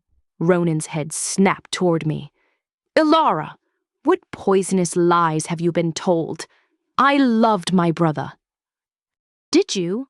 I took another step, the memory of the physician's journal burning in my mind. "The citadel physician treated you for a knife wound, Uncle. A wound you claimed was from a skirmish, but the report said the pattern was inconsistent. It was from a specialized dagger, wasn't it? The kind used not by common warriors, but by assassins." His bravado shattered, panic flashed in his eyes. A mistake in the records? It was a chaotic time." "And selling me?" I pressed, my voice gaining strength. "Was that a mistake too? Getting rid of the last remnant of the bloodline you betrayed? Were you afraid the soul spark would wake in me? Afraid I would discover what you had done?" He stared at me, his mouth opening and closing like a fish out of water. The truth was a physical presence in the room suffocating him. Kaelen moved then, a single fluid step that brought him towering over my uncle. "You will tell us everything, Ronan. Who you work for, who the shadowed ones are. You will give us names. You can do it here in this room with what little honor you have left, or you can do it in the dungeons. The choice is yours." Ronan crumpled. The blustering beta was gone, replaced by a terrified, broken man. He sank into a chair, his head in his hands. "They promised me power," he whispered, his voice thick with shame and fear. "They said the old bloodlines were a danger, that the true mark would unbalance everything. My brother, Elias, he was so blind. He laughed at their warnings. He said the old tales were just stories. He looked up, his eyes pleading. I didn't want them to die. I was supposed to deliver a warning. But it went wrong. There was a fight. The dagger. It was never meant to be used. Who are they? Kaelen's question was a whip crack. I don't know their true names, Yonan cried. They wear no insignia. They move like ghosts. The one I dealt with, he called himself Corvus. He has a tattoo, a serpent, coiled around a shattered crown on the inside of his wrist. A serpent and a shattered crown, the symbol of those who wished to destroy the royal line, the destined bonds. And now, I asked, my throat tight, do they know I am here, that the mark has awakened? Ronan let out a hollow, broken laugh. Of course they know. Do you think my summons here was not reported? Corvus, he came to me the night I received it. He told me to play my part, to smile and bow and act the proud uncle. He said it was a test of my loyalty, and he said to tell you, Elara, to tell you that the shadow sees the light, and it is waiting. A cold dread, deeper than any I had ever felt, seeped into my bones. This was not a victory. Unmasking my uncle was not the end. It was the beginning. We had pulled on a single thread, and the entire dark tapestry was beginning to unravel before us. We had not captured a pawn. We had merely confirmed the existence of the king across the board, and he was watching us. Kaelen's face was grim. He signaled to the guards outside the door. Take him to the North Tower. He is to be kept under guard, but treated well. He is our guest. As the guards led my weeping uncle away, I stood frozen, the words echoing in my mind. The shadow sees the light, and it is waiting. The gilded cage was no longer just a cage.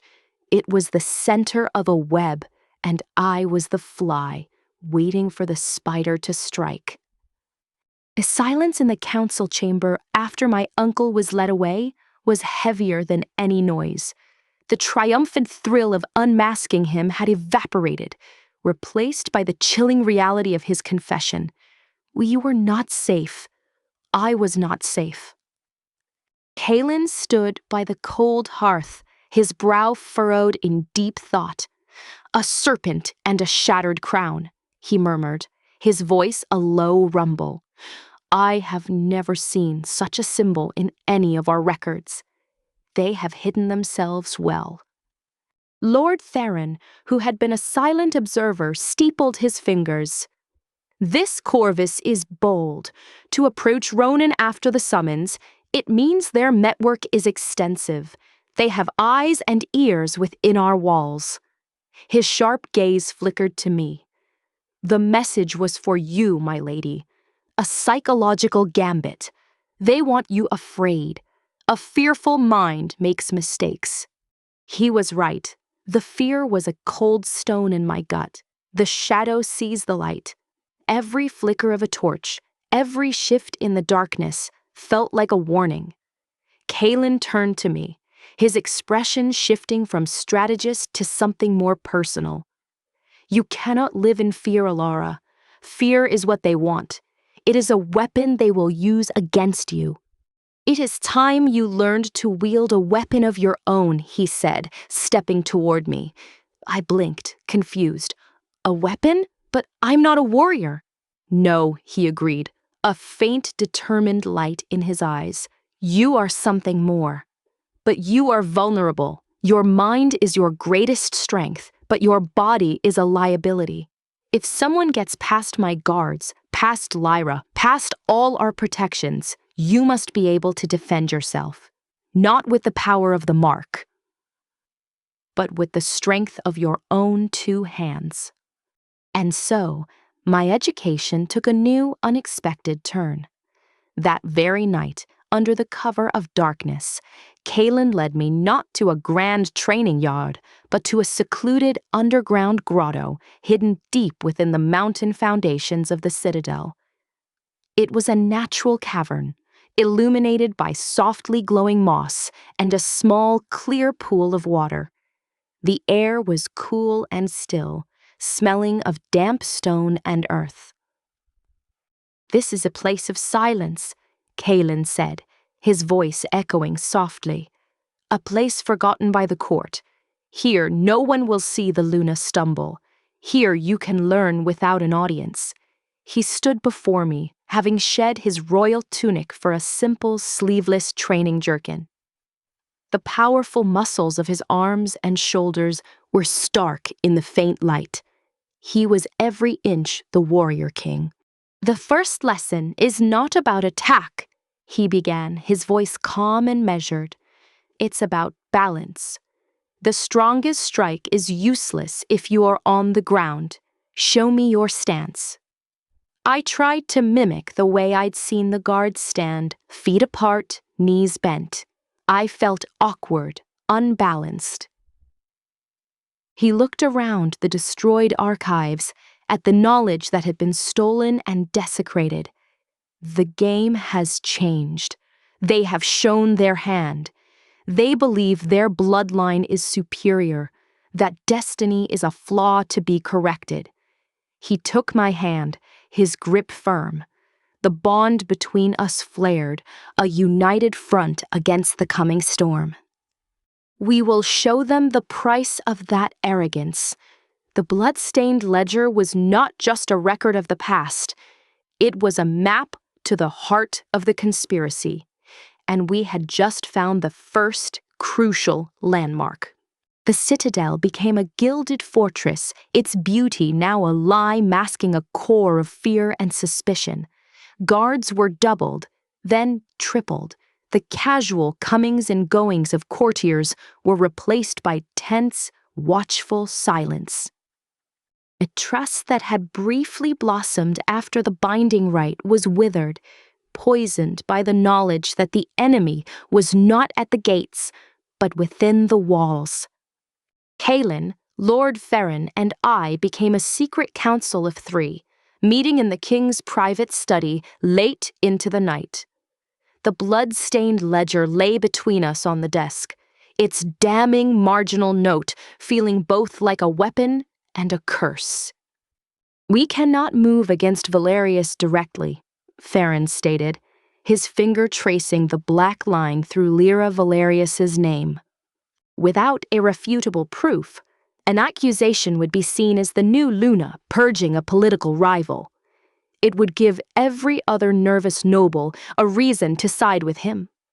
"So we watch," Kaelen said, his voice a low rumble of contained energy.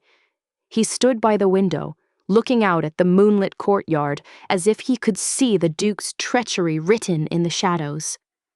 "We let him believe he is safe. We give him rope, and we wait for him to hang himself with it. It was a sound strategy, but it required a patience that grated on my raw nerves. Every time I saw Duke Valerius in the hall, his face a mask of polite concern, or heard Lady Seraphine's tinkling laugh, a cold fury burned in my chest. They had murdered a kind old man. They wanted me dead, and I had to smile and nod. My only solace, my only outlet was the hidden grotto. The combat lessons resumed with a new, desperate intensity. Kaelen was no longer just teaching me to escape, he was teaching me to fight. "Again," he would command, his voice echoing in the cavern as I struggled to block his practice dagger. "Faster, Elara! He will not give you a second chance." I pushed my body until my muscles screamed and my lungs burned. The fear was a constant companion, but I was learning to wield it, to let it sharpen my reflexes instead of paralyzing them. During one particularly grueling session, as I dodged a sweeping strike, my foot slipped on the damp stone. I cried out, stumbling backward, my arms flailing. In a blur of motion, Kaelen dropped his practice weapon and caught me, his arms wrapping around me to break my fall. We landed in a heap on the cool stone floor, him taking the brunt of the impact. For a moment, we lay there, breathless. His body was a solid, warm weight against mine. His arms a protective cage. The shock of the fall was nothing compared to the shock of the proximity. Our faces were inches apart. In the faint bioluminescent light of the moss, I could see the flecks of gold in his emerald eyes, the rapid pulse at the base of his throat. The bond between us roared to life, a current of pure, undiluted connection that stole the air from my lungs. His gaze dropped to my lips. My heart hammered against my ribs, a frantic, wild rhythm. The world narrowed to the space between us, to the heat of his skin, to the unspoken question hanging in the air. And then, the moment shattered. A voice, Lyra's, echoed from the tunnel entrance, frantic and scared. "Your Majesty, my lady, you must come at once." We scrambled apart, the spell broken. Kaelen was on his feet in an instant, his expression shifting from raw vulnerability to kingly command. "What is it, Lyra?" She stood at the mouth of the grotto, her face pale, her chest heaving. "It's the guards. They found something in the Duke's wing." We followed her at a run, our personal moment forgotten, swallowed by the relentless tide of crisis. The Duke's wing of the citadel was opulent, filled with rich tapestries and polished marble. A cluster of grim-faced guards stood outside a heavy oak door, the chamber of Lady Seraphine's personal maid. Inside, the scene was one of quiet horror. The maid, a young woman named Anya, a different Anya from the kitchens, lay on her bed. She was not dead, but she was deeply unconscious, her skin pale and clammy. On the floor beside her bed lay an empty, delicate glass vial. A captain of the guard bowed as we entered. "We found her like this during a routine security sweep, Your Majesty. The physician says it's a powerful sleeping draught. Not lethal, but she will not wake for days." My eyes scanned the room. It was neat, orderly, but then I saw it, tucked partway under the rug, as if it had been kicked there in a struggle, was a small, leather-bound diary. "Don't touch it," Kaelen ordered as I moved toward it. He nodded to the captain, who carefully picked up the diary using a cloth. "It belongs to the maid, Anya," the captain confirmed. "Read it," Kaelen commanded, his voice tight. The captain opened the diary, flipping to the most recent entries. His eyes widened as he read. "Your Majesty, she writes of being pressured, of being forced to report on the Luna's movements, her habits, her state of mind. She names her contact." He looked up, his face a mask of disbelief. "She calls him Corvus." "Where does she meet him?" Theron asked, his voice like cracking ice. The captain scanned the pages. There's a map, a sketch of the lower citadel. There's a mark, an old disused grain storage cellar near the eastern wall. She was to meet him there tonight, at midnight. I looked at the unconscious maid, then at the vial. This was no coincidence. She had been silenced before she could be questioned, before she could lead us to Corvus. And press the best icon. Kaelen's eyes met mine, and in them I saw the same furious realization. This was not a setback. It was an opportunity. The Duke had overplayed his hand. In his haste to cover his tracks, he had revealed the location of his agent. "It's a trap," Theron said quietly. "They know we found the maid. They will be expecting us. Or," Kaelen countered, a predator's smile touching his lips, "they believe they have successfully silenced her and feel secure. They may still go to the meeting place to ensure there are no loose ends." He made his decision in an instant. We will not send the guard. They will be watching for that. He turned to me, his gaze intense, questioning. They will be looking for the king. They will not be looking for the Luna. Understanding dawned, and with it, a thrill of terror. You want me to go? It is a risk, he said, his voice low. A great risk. But you are the only one who can move through the servants' passages unseen. You know those corridors better than any guard. You can get close. You can listen. You can identify Corvus. He wasn't asking me to fight. He was asking me to be the slate, to skim the surface, to use my knowledge of the citadel's underbelly as a weapon. The fear was a cold knot in my stomach, but beneath it, the bond hummed with his trust, with his belief in me.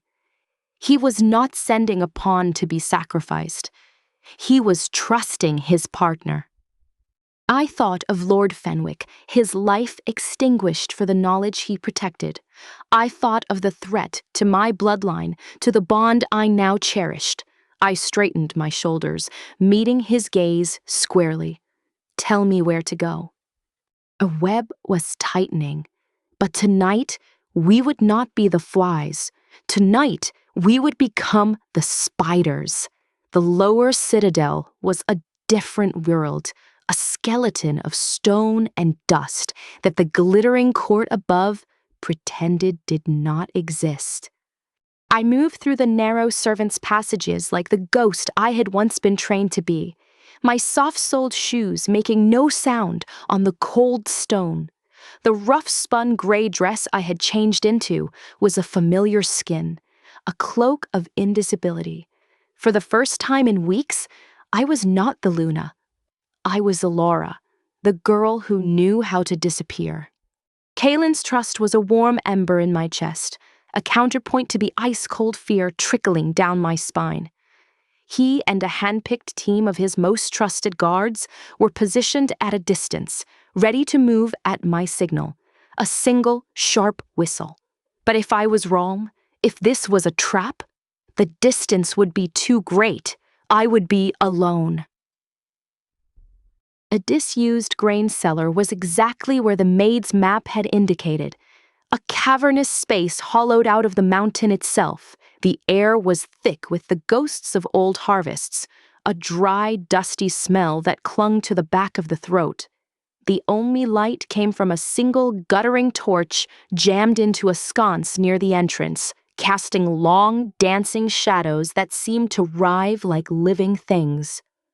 I slipped inside, pressing my back against the cold, rough wall, letting my eyes adjust. The space was vast, filled with the hulking, shrouded shapes of abandoned machinery and empty storage bins. It was a place of echoes. Every scuttle of a rat, every drip of distant water was magnified. And then I heard it, the soft, scuffing sound of a footstep.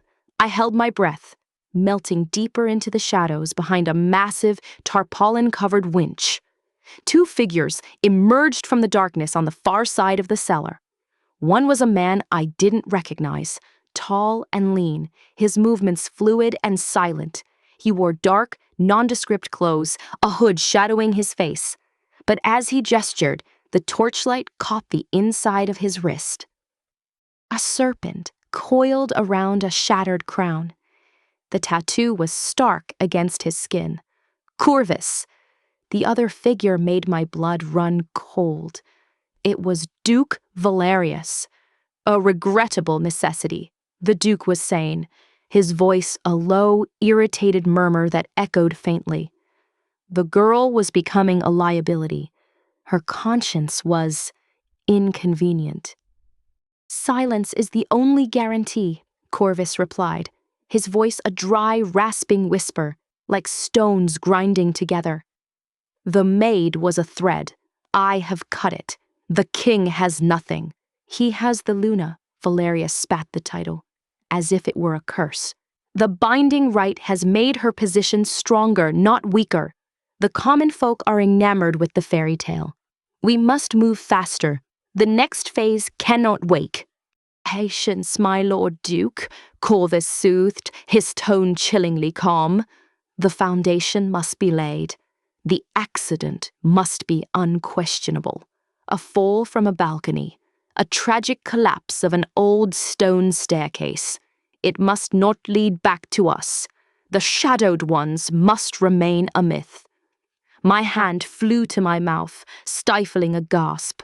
They weren't just planning to challenge me. They were planning to murder me, to make it look like an accident. And the king? Valerius asked, his voice greedy. A king who loses his destined Luna so soon after the binding? His judgment will be questioned. His strength will be seen as a fleeting thing. The council will have no choice but to look to a more stable lineage to guide them. Corvus paused, and I could feel his hidden smile. To your lineage, my lord. This was it. This was the proof. Treason and conspiracy to commit murder, spoken aloud in this dusty tomb. I had to get out. I had to get back to Kaelen. I began to inch backward, my eyes fixed on the two conspirators. But my foot, numb with cold and fear, brushed against a loose piece of chain lying on the floor. The sound was tiny, a soft metallic clink, but in the profound silence of the cellar, it was as loud as a thunderclap. Both men froze. Their heads snapped in my direction. "What was that?" Valerius hissed, his eyes wide with alarm. Corvus didn't speak. He simply moved, a phantom gliding toward my hiding place, a long, thin dagger appearing in his hand as if from nowhere. Panic seized me. I turned and ran, not toward the distant entrance where Kaelen was, but deeper into the maze of shadows and machinery. It was my only chance. I was smaller. I knew how to navigate tight spaces.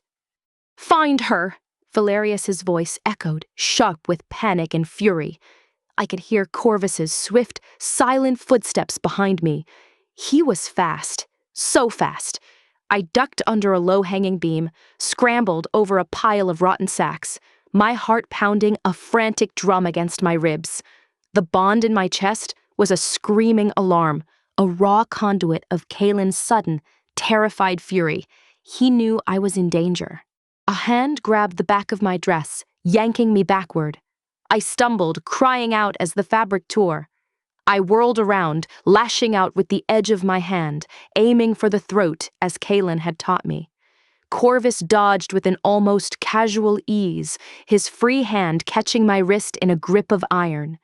His hood had fallen back, revealing a face that was startlingly ordinary, save for his eyes. They were flat, dead, like chips of obsidian. "A little Luna," he rasped, his breath ghosting across my face. So brave, so foolish. He raised his dagger. The serpent sends its regards. I did the only thing I could think of. I stopped fighting. I went limp, letting my full, dead weight drop toward the floor. It was a move born of desperation, not training. It surprised him. His grip on my wrist loosened for a fraction of a second. It was all I needed. I wrenched my arm free and screamed.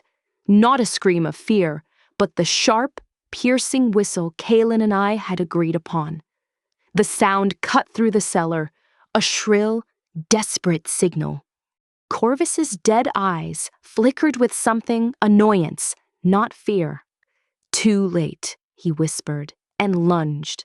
But it wasn't too late. A roar of pure, undilated rage shook the very foundations of the cellar. Kaelen erupted from the shadows, no longer a king, but a primal force of nature. He moved faster than I had ever seen a man move, slamming into Corvus and sending the assassin flying backward into a stack of wooden crates that shattered with a deafening crash. A cellar exploded into chaos. Royal guards swarmed in, their torches flooding the space with light. I saw Duke Valerius frozen in the center of it all, his face a mask of sheer, unadulterated terror. Kaelen didn't even look at him. He stood over Corvus, who was struggling to rise, his dagger skittering away into the darkness. The Alpha King's power filled the room, a crushing, suffocating pressure. "You touched her," Kaelen growled, his voice vibrating with a fury so profound it was barely human. He planted a foot on Corvus's chest, pinning him to the ground. "You will never touch anyone again." He looked up at his guards, his eyes burning with emerald fire. "Take the Duke to the dungeons. Charge him with high treason and conspiracy to murder the Luna." His gaze returned to the man beneath his boot. "And this one. Chain him. We have questions." As God seized a sputtering, protesting Valerius, Kaelen turned to me. In 2 strides, he was at my side. His hands cupped my face, his eyes scanning me for injuries, the fury in them replaced by a frantic, desperate relief. "You're hurt," he said, his thumb brushing a scratch on my cheek from my struggle. "I'm fine," I breathed, my whole body trembling now that the danger had passed. I leaned into his touch, the solid, real warmth of him grounding me. "I heard everything. I have the proof." He pulled me into his arms, holding me tightly against his chest. I could feel the frantic beat of his heart against mine, a synchronized rhythm of fear, relief, and triumph. "It's over," I whispered into his tunic. He held me tighter, his voice a soft rumble against my ear. "No, my love," he murmured, the endearment slipping out as naturally as breathing. "It is not over, but their shadow has been exposed to the light." We stood there in the dust and the darkness, the king and the scullery maid, the destined mates. The conspiracy was broken. The traitor was unmasked. The path ahead was still unknown, fraught with the aftermath of this revelation. But we had faced the shadow in the cellar, and we had won. Not with a brilliant public light, but with courage, with trust, and with the unbreakable bond of 2 souls who have chosen to walk their path together. Our story was just beginning. Like, subscribe. The announcement of the binding rite sent a shockwave through the citadel, a tremor that I felt in the very stones beneath my feet. It was to take place in 1 week's time, under the light of the full moon. A pace of life transformed into a frantic, whirling dance. The great hall was stripped bare for cleaning. Banners were woven, and the air grew thick with the scent of beeswax, fresh paint, and simmering tension. My world shrank to a prison of fabric and protocol.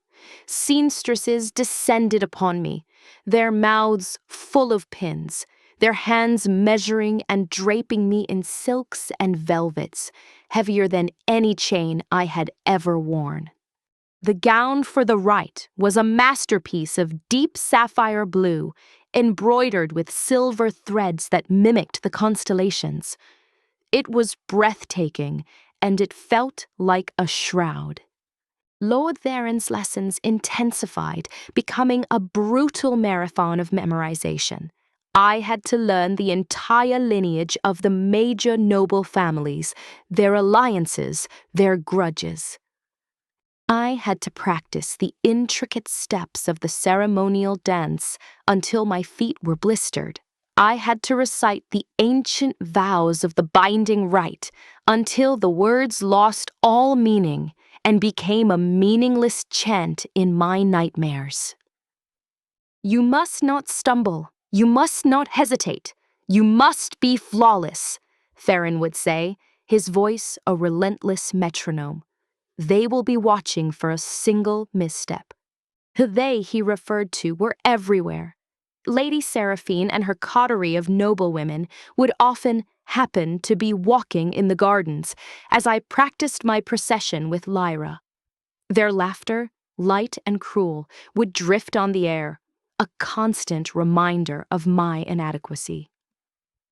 "A little to the left, my dear," Seraphine called out one afternoon, her voice sweet as poisoned honey. "No, that's where the kennel master's daughter usually stands during the summer fete. The Luna's position is just here." She pointed a perfectly manicured finger to a specific stone on the pathway. "But of course, how could you know?" Lyra would squeeze my arm, a silent signal to hold my tongue, to keep my composure. But it was eating me alive. The pressure was a physical weight on my chest, crushing the air from my lungs. I stopped eating.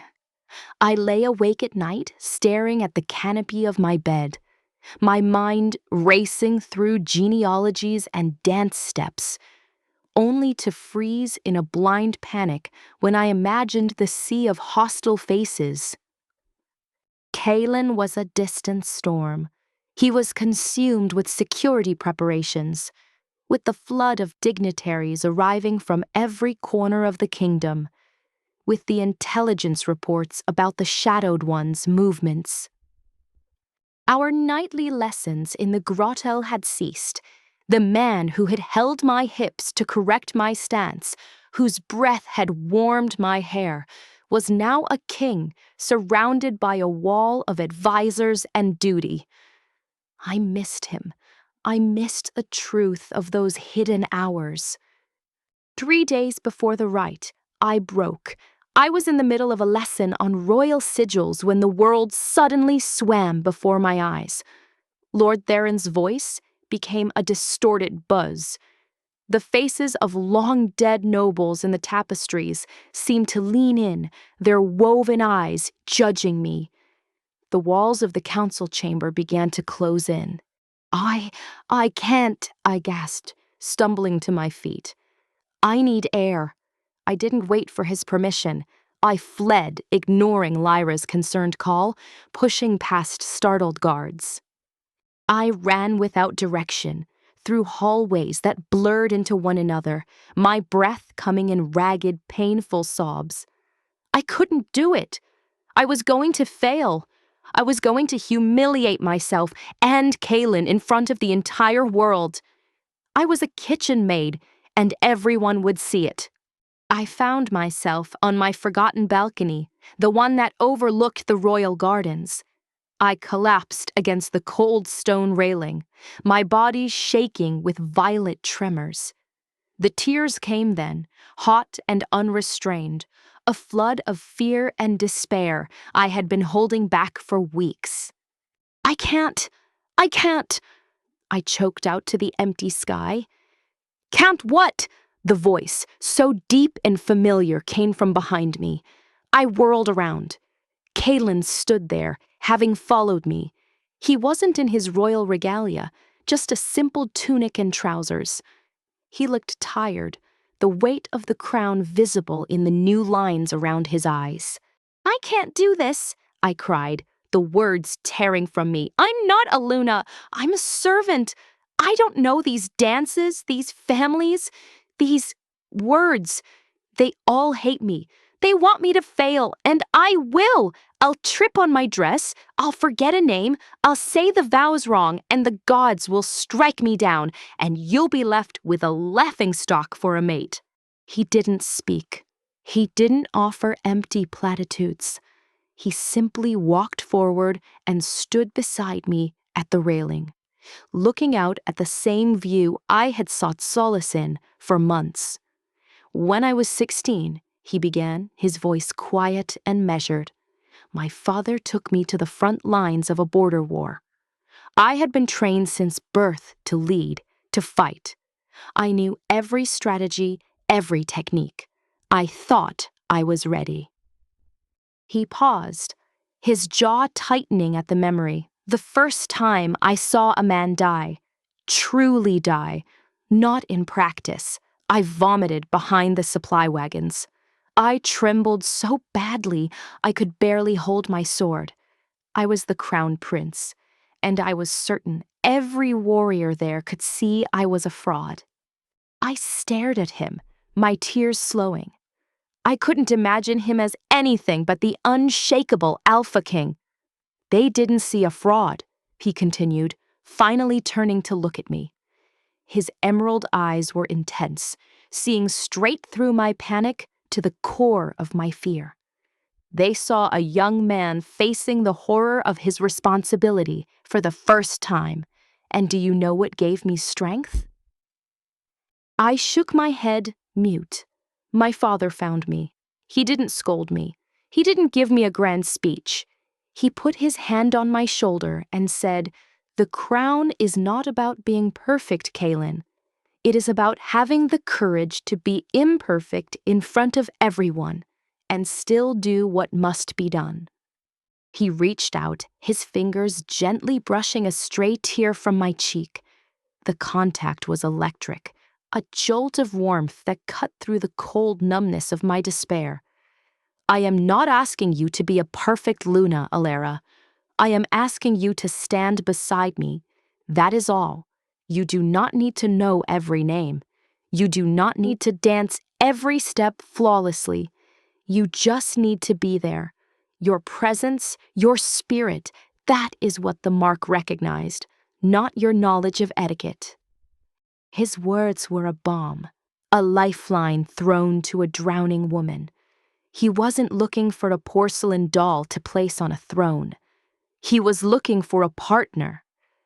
"But the vows, the ceremony, the words are just words," he said softly. "The true binding is not in the recitation, it is in here." He tapped a finger gently over my heart, right where the mark lay dormant. The simple touch sent a pulse of that familiar, comforting warmth through me. And in here, he tapped his own chest. "The rest is just noise." I looked into his eyes, and for the first time I saw not the intimidating king, nor the patient teacher, but the man my soul was destined for. A man who carried his own burdens, his own fears, and who was offering to carry mine as well. The crushing weight on my chest didn't vanish, but lessened. It became a weight I could bear, because I wouldn't be bearing it alone. He offered me his arm. "Come, let's go back inside. Farron is probably having a fit." A shaky but genuine smile touched my lips for the first time in days. I took his arm, my hand resting in the crook of his elbow. It felt solid. It felt right. The storm of my panic had passed. The greater storm of the ceremony still loomed ahead, but I was no longer a leaf about to be torn away. I was a tree, finding its roots, and I would not be moved. The day of the binding rite dawned clear and cold. The sky was a pale, endless blue, a stark canvas for the citadel's fluttering banners. From my window, I could see the gathering crowds, a river of color and life flowing into the main courtyard, a spectacle laid out for my execution, or my coronation. Lyra helped me dress in silence. The sapphire gown was even heavier than I remembered, the silver constellation sewn into the fabric, seeming to pull me down toward the earth. She braided my hair with silver threads, her fingers trembling slightly. "You look like a queen," she whispered, her eyes shining with unshed tears. I looked in the polished silver mirror. A stranger stared back. The dress was magnificent, the hairstyle elegant, but the eyes were still mine.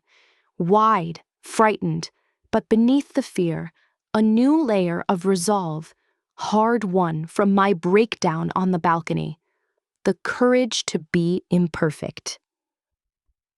A fanfare of trumpets split the air, a sound so majestic and terrifying it felt like a physical blow. It was time. Lord Theron met me at the doors to the great hall. He looked me over, his sharp eyes missing no detail. He gave a single curt nod. "Remember, shoulders back, chin level. Breathe. They are your subjects. You are their Luna." He pushed the massive doors open. The sight that met my eyes stole the breath from my lungs. The great hall, usually so austere, had been transformed. Thousands of candles blazed, their light reflecting off polished armor and glittering jewels. Every noble, every alpha, every dignitary from across the kingdom was there. A sea of faces turned toward me. The air vibrated with the weight of their collective gaze. And at the far end of the impossibly long aisle, standing on a dais before the stone altar of the moon, was Kaelen. He was dressed in robes of midnight black, embroidered with a silver wolf that seemed to move in the flickering light. His crown, a simple circlet of twisted silver, sat upon his brow. But it was his eyes that held me. Across the vast, silent space, his emerald gaze found mine, a steady, unwavering anchor in the storm of my panic. The music began. A slow, ancient melody played on pipes and drums. It was my cue to walk. My first step was a tremor. The second, a prayer. I kept my eyes locked on Kaelen, using his strength as my guide. I did not look at the sneering face of Duke Valerius.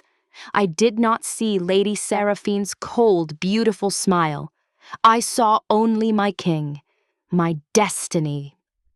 The walk felt like an eternity. The heavy gown threatened to trip me. The weight of the silence pressed down, but I kept moving, one foot in front of the other. The courage to be imperfect. I reached the dais. Kaelen's hand was extended. I placed my own in his. His grip was firm, warm, real. A jolt of that now familiar energy passed between us. A silent promise. The high priestess, an ancient woman with eyes like milky quartz, began to speak. Her voice, though aged, filled the hall with a resonant power. She spoke of the first alphaandluna, of the bond of souls, of the sacred duty to lead and protect. Then she turned to Kaelen. "Alphaking Kaelen, do you come before the Moon Mother of your own free will? Do you pledge your life, your strength, and your loyalty to the one whose soul mirrors your own? Do you vow to shield her as your most sacred trust?"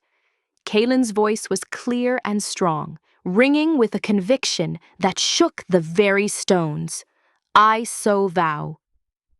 The priestess turned to me. My heart hammered against my ribs. This was it. The moment I would forget the words. The moment I would fail. "Elara of the Mistwood, do you come before the Moon Mother of your own free will? Do you pledge your life, your heart, and your wisdom to the one whose soul calls to your own? Do you vow to stand beside him, to be his light in the darkness and his compass in the storm?" A hush fell, deeper than any before. I could feel the anticipation, the doubt, the hope. I looked at Kaelen. I saw the king, the warrior, the man who had vomited from fear, the teacher who believed in me. I saw my other half. I took a deep breath. My voice, when it came, did not ring with royal authority. It was my own voice, quiet but clear and steady, carrying to the farthest corners of the hall. "I so vow." A collective soft sigh seemed to ripple through the crowd. Then, by the power of the moon and the will of the spirits, let the truth of your souls be revealed, the priestess cried, raising her arms. Kaelen and I turned to face each other, our hands still joined. He looked into my eyes, and I saw not a king, but the man I was bound to for all eternity. And then it happened. The warmth in my chest, the quiet ember I had carried all my life, ignited. It was not the sudden, shocking flare of the feast hall. This was a slow, glorious sunrise from within. A pure, golden light began to glow through the fabric of my gown. Soft at first, then brighter, until I was bathed in a radiant, gentle luminescence. At the same moment, the same brilliant light shone from Kaelen's chest, a beacon answering my own. A light from our two marks reached for each other, stretching across the small space between us until they met and intertwined, forming a single dazzling pillar of light that rose toward the vaulted ceiling of the hall. A wave of pure, undiluted emotion washed over me. It was not just my own feeling, but his as well. I felt his steadfast determination, his fierce protectiveness, his awe, and beneath it all, a profound, resonating peace. The loneliness that had been a constant companion for both of us simply vanished. In its place was a connection so deep, so fundamental, it felt more real than the stone beneath my feet. The light began to fade, sinking back into our souls, but the connection remained. A silent, unbreakable thread now bound us, heart to heart, soul to soul. The priestess's voice was filled with reverence. The Moon Mother has borne witness. The bond is sealed. All hail alphaking Kaelen and Luna Elara. For a moment there was silence.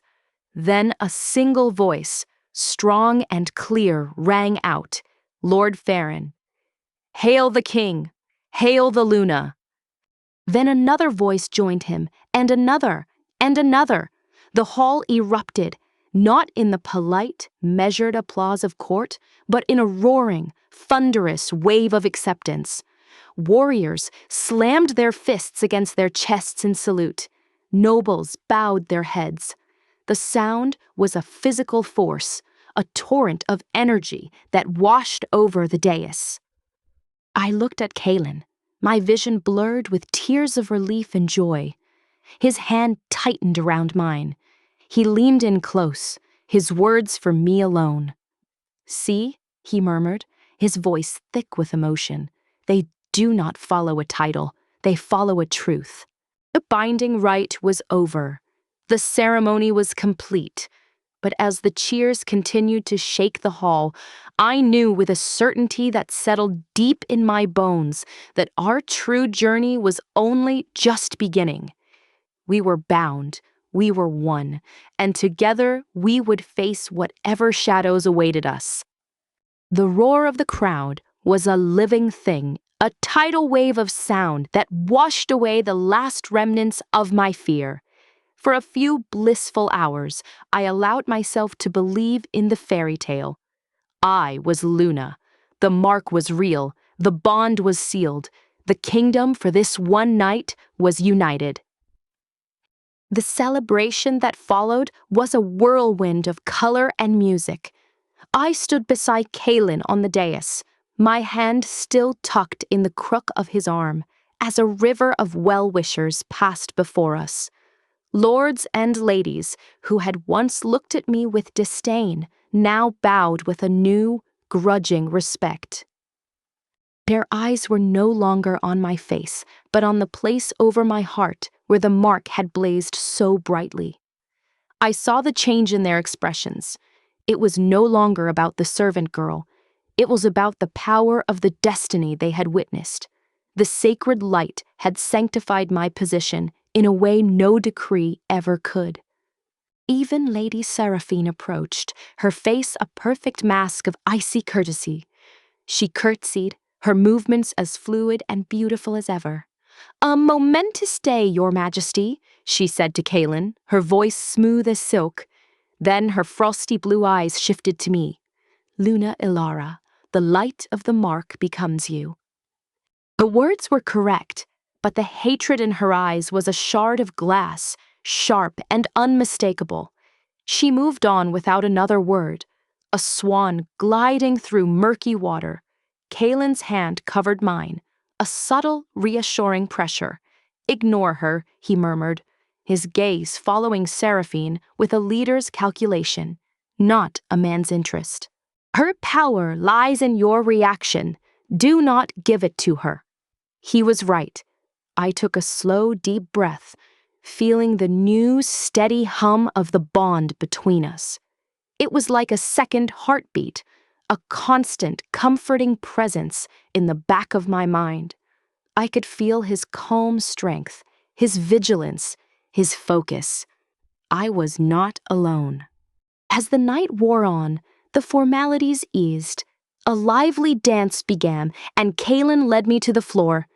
It was one of the complex court dances I had practiced until I thought my feet would fall off.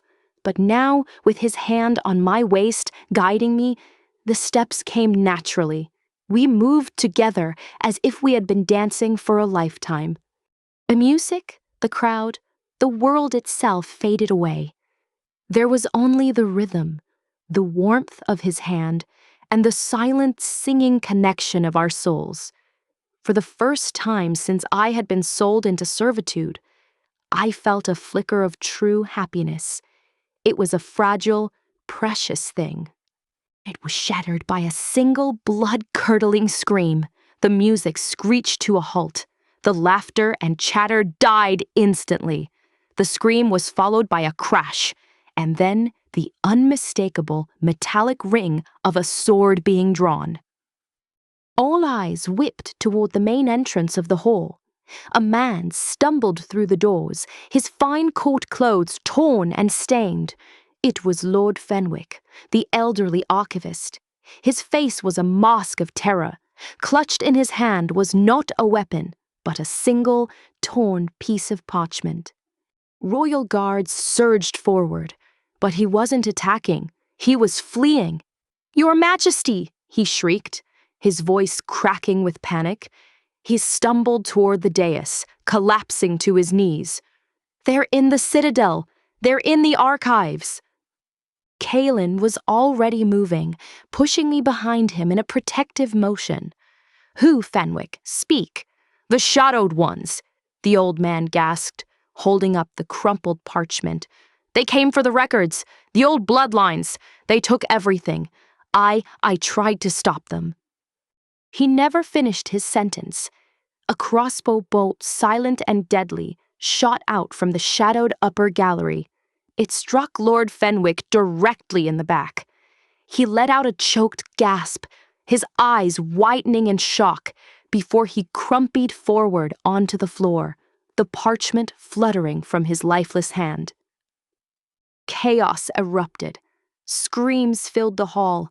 Nobles scrambled for cover, overturning tables and chairs. The royal guards formed a tight shield wall around Kaelen and me, their swords drawn, faces grim. Kaelen's rage was a palpable force, a hot, furious wave that I felt through our bond. He roared an order, his voice cutting through the panic. "Seal the hall! Find that archer, now!" But it was too late. The assassin was a ghost, vanished into the chaos they had created. In the stunned silence that followed the initial panic, all that could be heard was the frantic beating of hearts and the soft, final rustle of the parchment as it settled on the cold stone floor, a dark stain already spreading beneath the old archivist's body. The message was horrifyingly clear. The binding rite, the sacred ceremony, the united front, none of it mattered. The shadowed ones were not intimidated. They were not hiding. They were inside. They had violated the heart of the citadel, the repository of its history, and they had done it on the very night of our greatest triumph. They had not just stolen documents. They had murdered a gentle, harmless old man in cold blood, in front of the entire court, to make a point. Our peace had lasted less than a few hours. The light of our bond had not driven the shadows away. It had drawn them closer.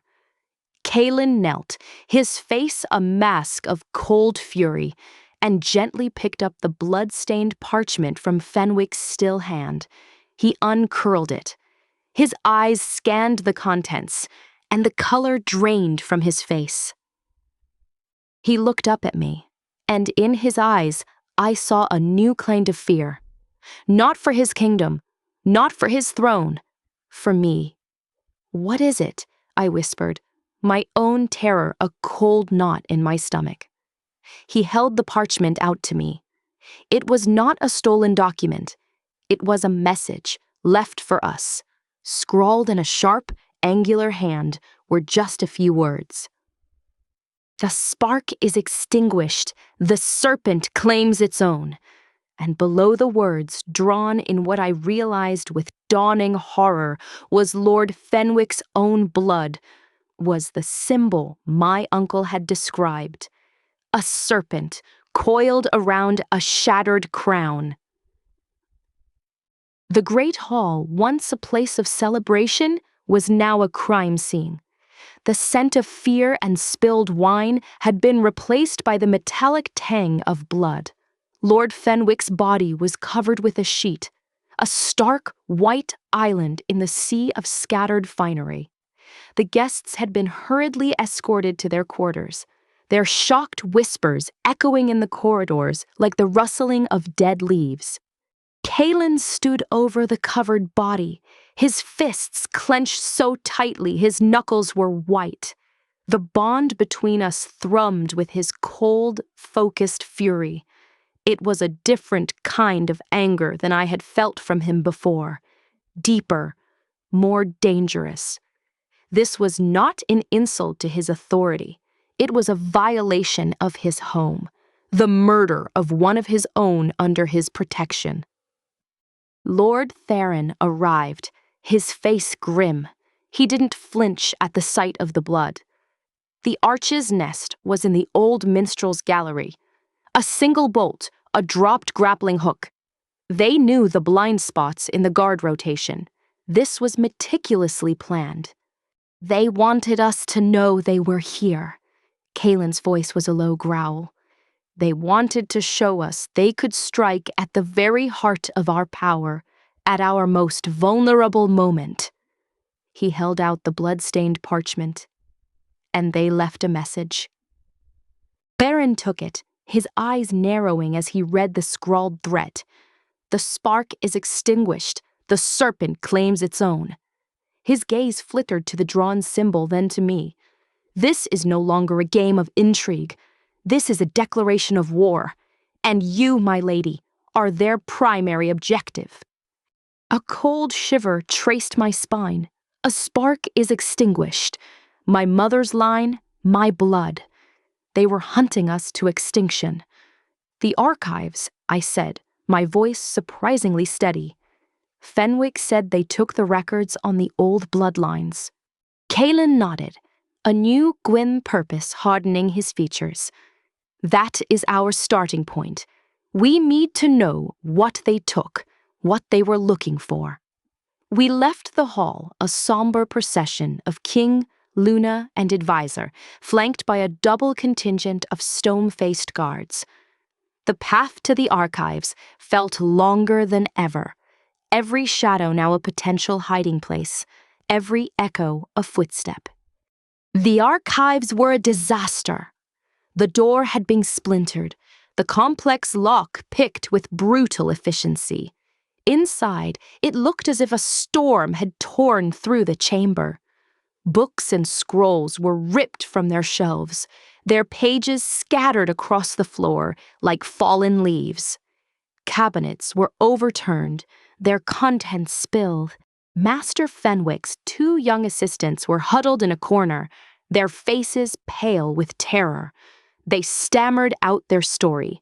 3 men, dressed in black, faces obscured. They moved with a silent, terrifying efficiency. They hadn't ransacked the place randomly. They had gone straight for the genealogical section, for the oldest, most restricted records. They knew exactly what they were looking for. What did they take? Kaelen demanded, his voice echoing in the ravaged silence. The senior assistant, a young man named Leo, pointed a trembling finger toward a now empty shelf. The bloodline ledgers, Your Majesty. The originals. For the Mistwood, the Stonefang, the Nightfall, and the Valerius lines. The Valerius line. Duke Valerius. Seraphine's family. A cold certainty settled over me. This was no coincidence. We spent the next hour sifting through the wreckage, our hands covered in dust and the ghost of Lord Fenwick's blood. It was Leo who found it, tucked beneath an overturned desk as if it had been knocked aside in the struggle.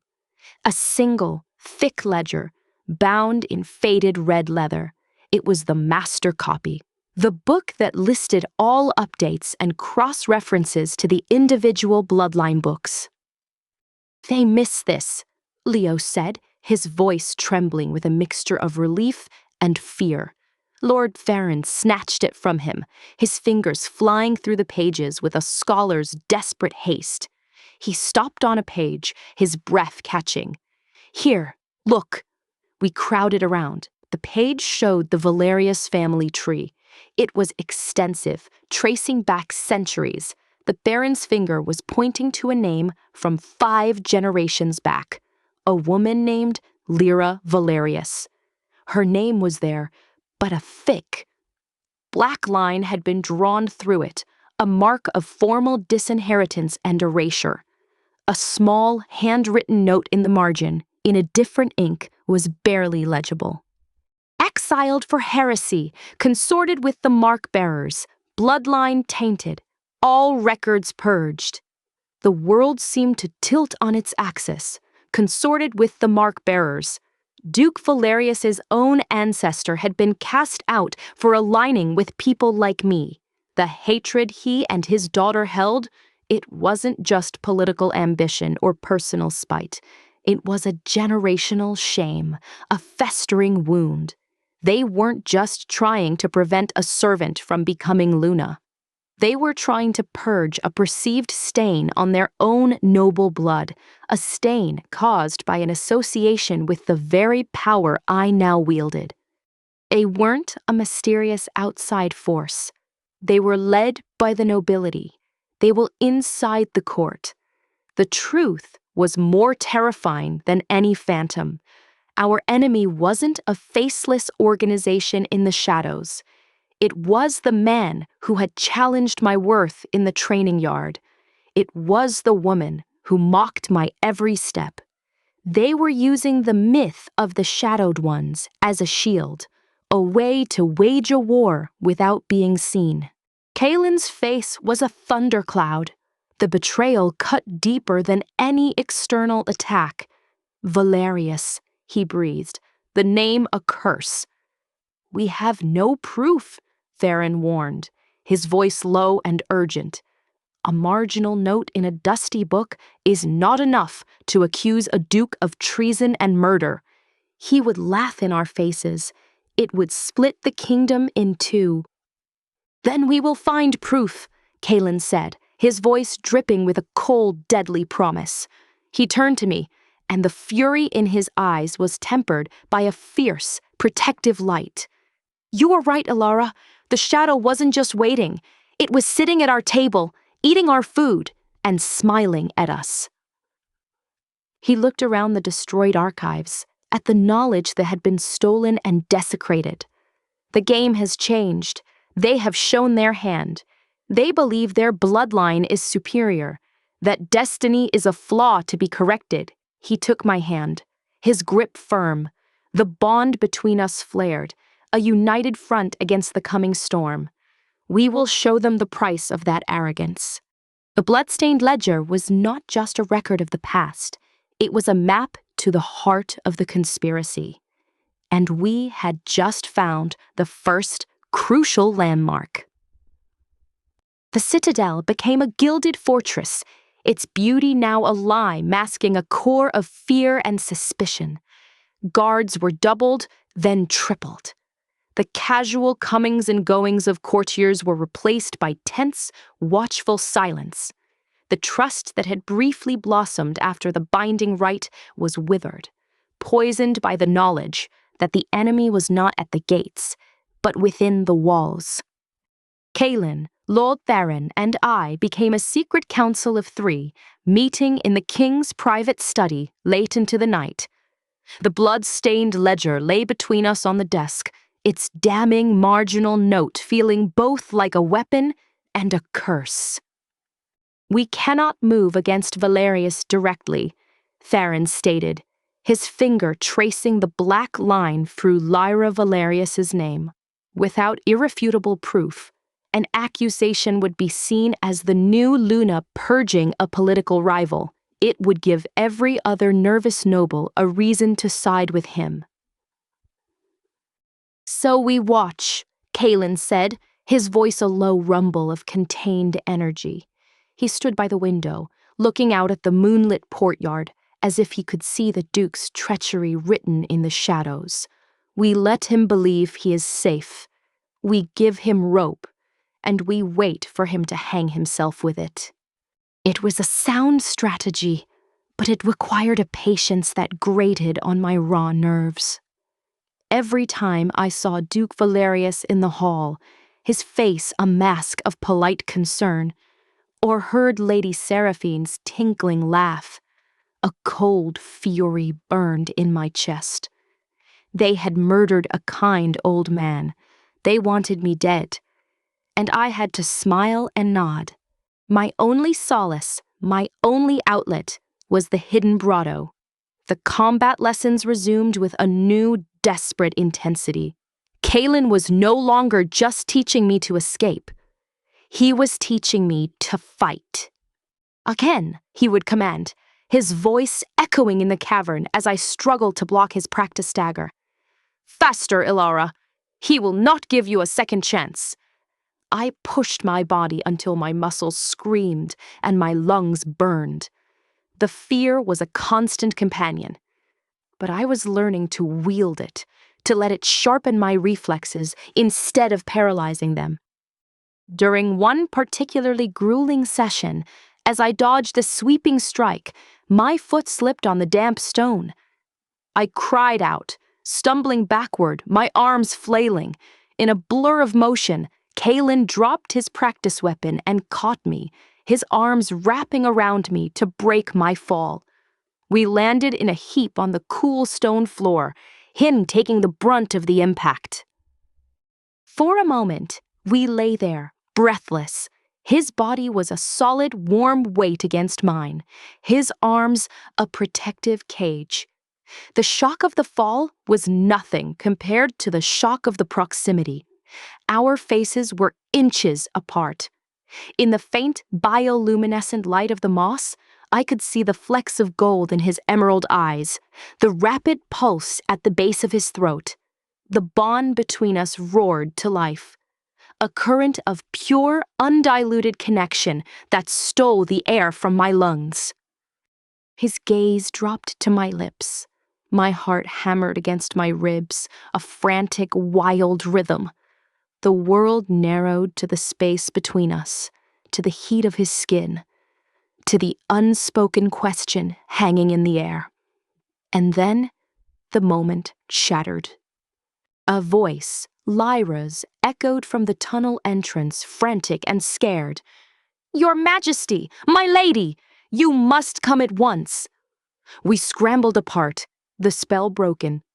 Kaelen was on his feet in an instant, his expression shifting from raw vulnerability to kingly command.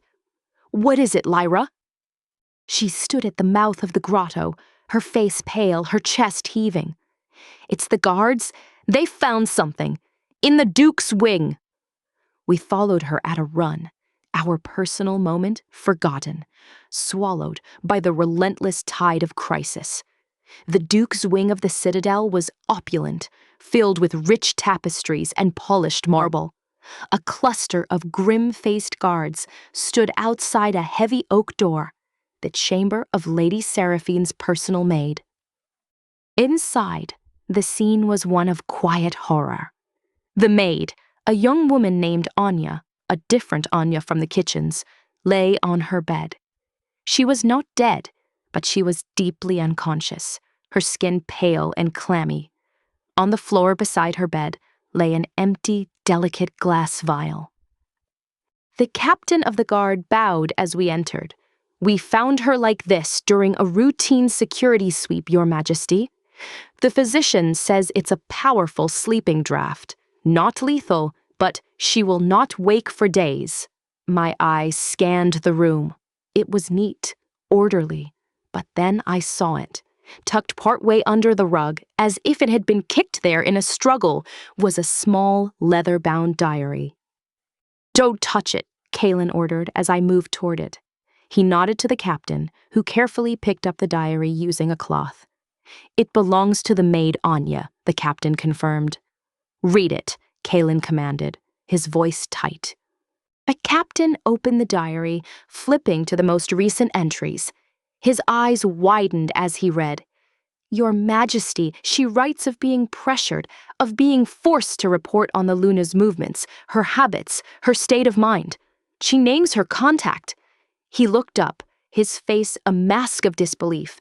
"She calls him Corvus." The name from my uncle's confession hung in the air, cold and sharp. "Where does she meet him?" Farron asked, his voice like cracking ice. The captain scanned the pages. There's a map, a sketch of the lower citadel. There's a mark, an old disused grain storage cellar near the eastern wall. She was to meet him there tonight, at midnight. I looked at the unconscious maid, then at the vial. This was no coincidence. She had been silenced before she could be questioned, before she could lead us to Corvus. Kaelen's eyes met mine, and in them I saw the same furious realization. This was not a setback. It was an opportunity. The Duke had overplayed his hand. In his haste to cover his tracks, he had revealed the location of his agent. "It's a trap," Farron said quietly. "They know we found the maid. They will be expecting us." "Or," Kaelen countered, a predator smile touching his lips, "they believe they have successfully silenced her and feel secure. They may still go to the meeting place to ensure there are no loose ends." He made his decision in an instant. "We will not send the guard. They will be watching for that." He turned to me, his gaze intense, questioning. "They will be looking for the king. They will not be looking for the Luna." Understanding dawned, and with it a thrill of terror. "You want me to go? Is this a risk?" he said, his voice low. "A great risk. But you are the only one who can move through the servants' passages unseen. You know those corridors better than any guard. You can get close. You can listen. You can identify Corvus." He wasn't asking me to fight. He was asking me to be the slate, to skim the surface, to use my knowledge of the Citadel's underbelly as a weapon. The fear was a cold knot in my stomach, but beneath it the bond hummed with his trust, with his belief in me. He was not sending Apollon to be sacrificed. He was trusting his partner. I thought of Lord Fenwick, his life extinguished for the knowledge he protected. I thought of the threat to my bloodline, to the bond I now cherished. I straightened my shoulders, meeting his gaze squarely. "Tell me where to go." The web was tightening, but tonight we would not be the flies. Tonight we would become the spiders. The lower citadel was a different world, a skeleton of stone and dust that the glittering court above pretended did not exist. I moved through the narrow servants' passages like the ghost I had once been trained to be, my soft-soled shoes making no sound on the cold stone. The rough-spun gray dress I had changed into was a familiar skin, a cloak of invisibility. For the first time in weeks, I was not the Luna. I was Elara, the girl who knew how to disappear. Kaelen's trust was a warm ember in my chest, a counterpoint to the ice-cold fear trickling down my spine. He and a hand-picked team of his most trusted guards were positioned at a distance, ready to move at my signal, a single, sharp whistle. But if I was wrong, if this was a trap, the distance would be too great. I would be alone. The disused grain cellar was exactly where the maid's map had indicated, a cavernous space hollowed out of the mountain itself. The air was thick with the ghosts of old harvests, a dry, dusty smell that clung to the back of the throat. The only light came from a single guttering torch jammed into a sconce near the entrance, casting long, dancing shadows that seemed to writhe like living things. I slipped inside, pressing my back against the cold, rough wall, letting my eyes adjust. The space was vast, filled with the hulking, shrouded shapes of abandoned machinery and empty storage bins. It was a place of echoes. Every scuttle of a rat, every drip of distant water was magnified. And then I heard it, the soft, scuffing sound of a footstep. I held my breath, melting deeper into the shadows behind a massive, tarpaulin-covered winch. Two figures emerged from the darkness on the far side of the cellar. One was a man I didn't recognize, tall and lean, his movements fluid and silent. He wore dark, nondescript clothes, a hood shadowing his face. But as he gestured, the torchlight caught the inside of his wrist, a serpent coiled around a shattered crown. The tattoo was stark against his skin. Corvus. The other figure made my blood run cold. It was Duke Valerius. A regrettable necessity, the Duke was saying, his voice a low, irritated murmur that echoed faintly. The girl was becoming a liability. Her conscience was inconvenient. Silence is the only guarantee, Corvus replied, his voice a dry, rasping whisper, like stones grinding together.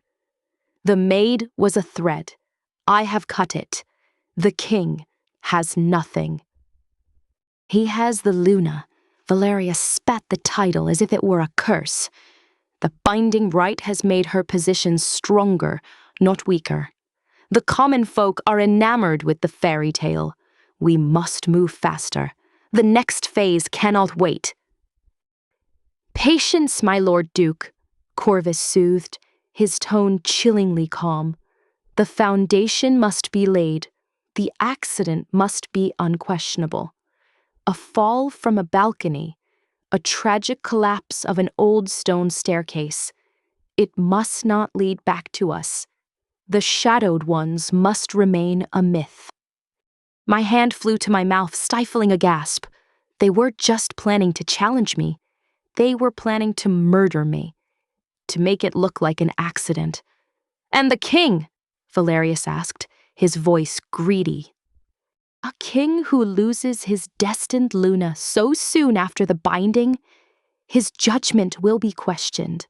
His strength will be seen as a fleeting thing. The council will have no choice but to look to a more stable lineage to guide them. This was it. This was the proof. Treason and conspiracy to commit murder spoken aloud in this dusty tomb.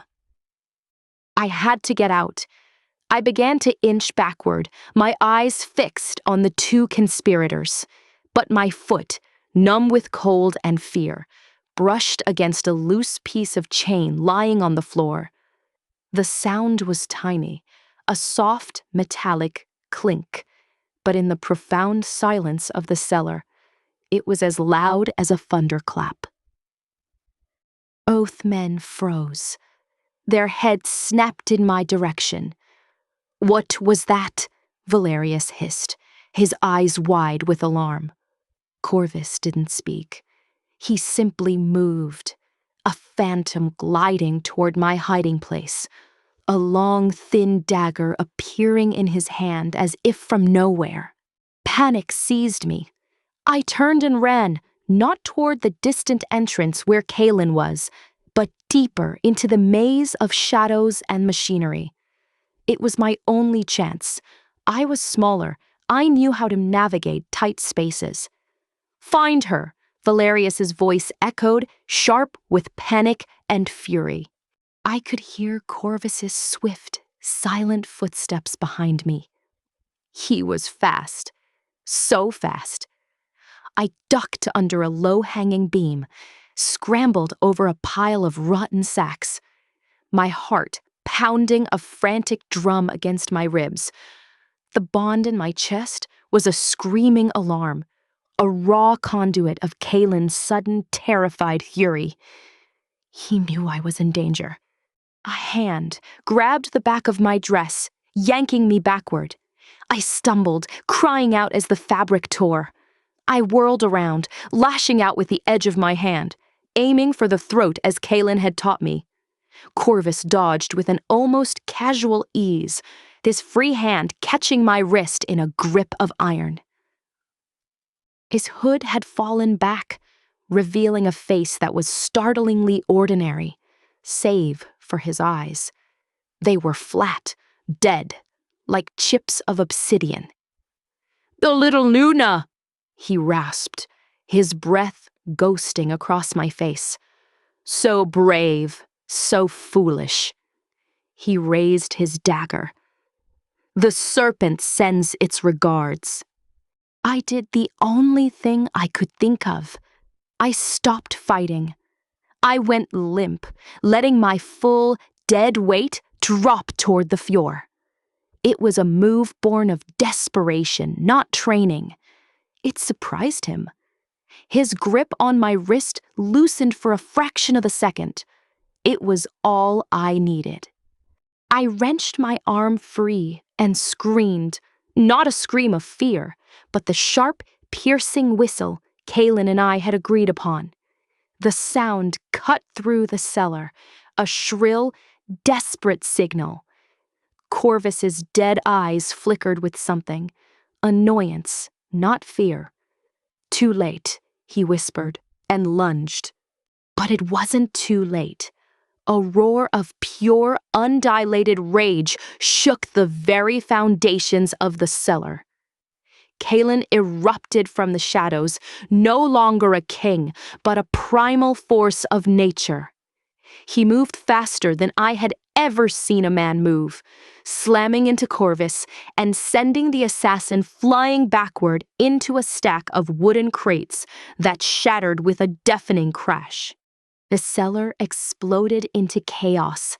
Royal guards swarmed in, their torches flooding the space with light. I saw Duke Valerius, frozen in the center of it all, this face a mask of sheer, unadulterated terror. Kaelen didn't even look at him. He stood over Corvus, who was struggling to rise, his dagger skittering away into the darkness. The alphaking's power filled the room, a crushing, suffocating pressure. "You touched her," Kaelen growled, his voice vibrating with a fury so profound it was barely human. He planted a foot on Corvus's chest, pinning him to the ground. "You will never touch anyone again." He looked up at his guards, his eyes burning with emerald fire. "Take the Duke to the dungeons. Charge him with high treason and conspiracy to murder the Luna." His gaze returned to the man beneath his boot. "And this one, chain him. We have questions." As God seized a sputtering, protesting Valerius, Kaelen turned to me. In 2 strides, he was at my side, his hands cupped my face, his eyes scanning me for injuries, the fury in them replaced by a frantic, desperate relief. "You're hurt," he said, his thumb brushing a scratch on my cheek from my struggle. "I'm fine," I breathed, my whole body trembling now that the danger had passed. I leaned into his touch, the solid, real warmth of him grounding me. "I heard everything. I have the proof." He pulled me into his arms, holding me tightly against his chest. I could feel the frantic beat of his heart against mine. a synchronized rhythm of fear, relief, and triumph. "It's over," I whispered into his tunic. He held me tighter, his voice a soft rumble against my ear. "No, my love," he murmured, the endearment slipping out as naturally as breathing. "It is not over, but their shadow has been exposed to the light." We stood there, in the dust and the darkness, the king and the scullery maid, the destined mates. The conspiracy was broken. The traitor was unmasked. The path ahead was still unknown, fraught with the aftermath of this revelation. But we had faced the shadow in the cellar, and we had won. Not with a brilliant public light, but with courage, with trust, and the unbreakable bond of two souls who had chosen to walk their path together. Our story was just beginning. And press the best icon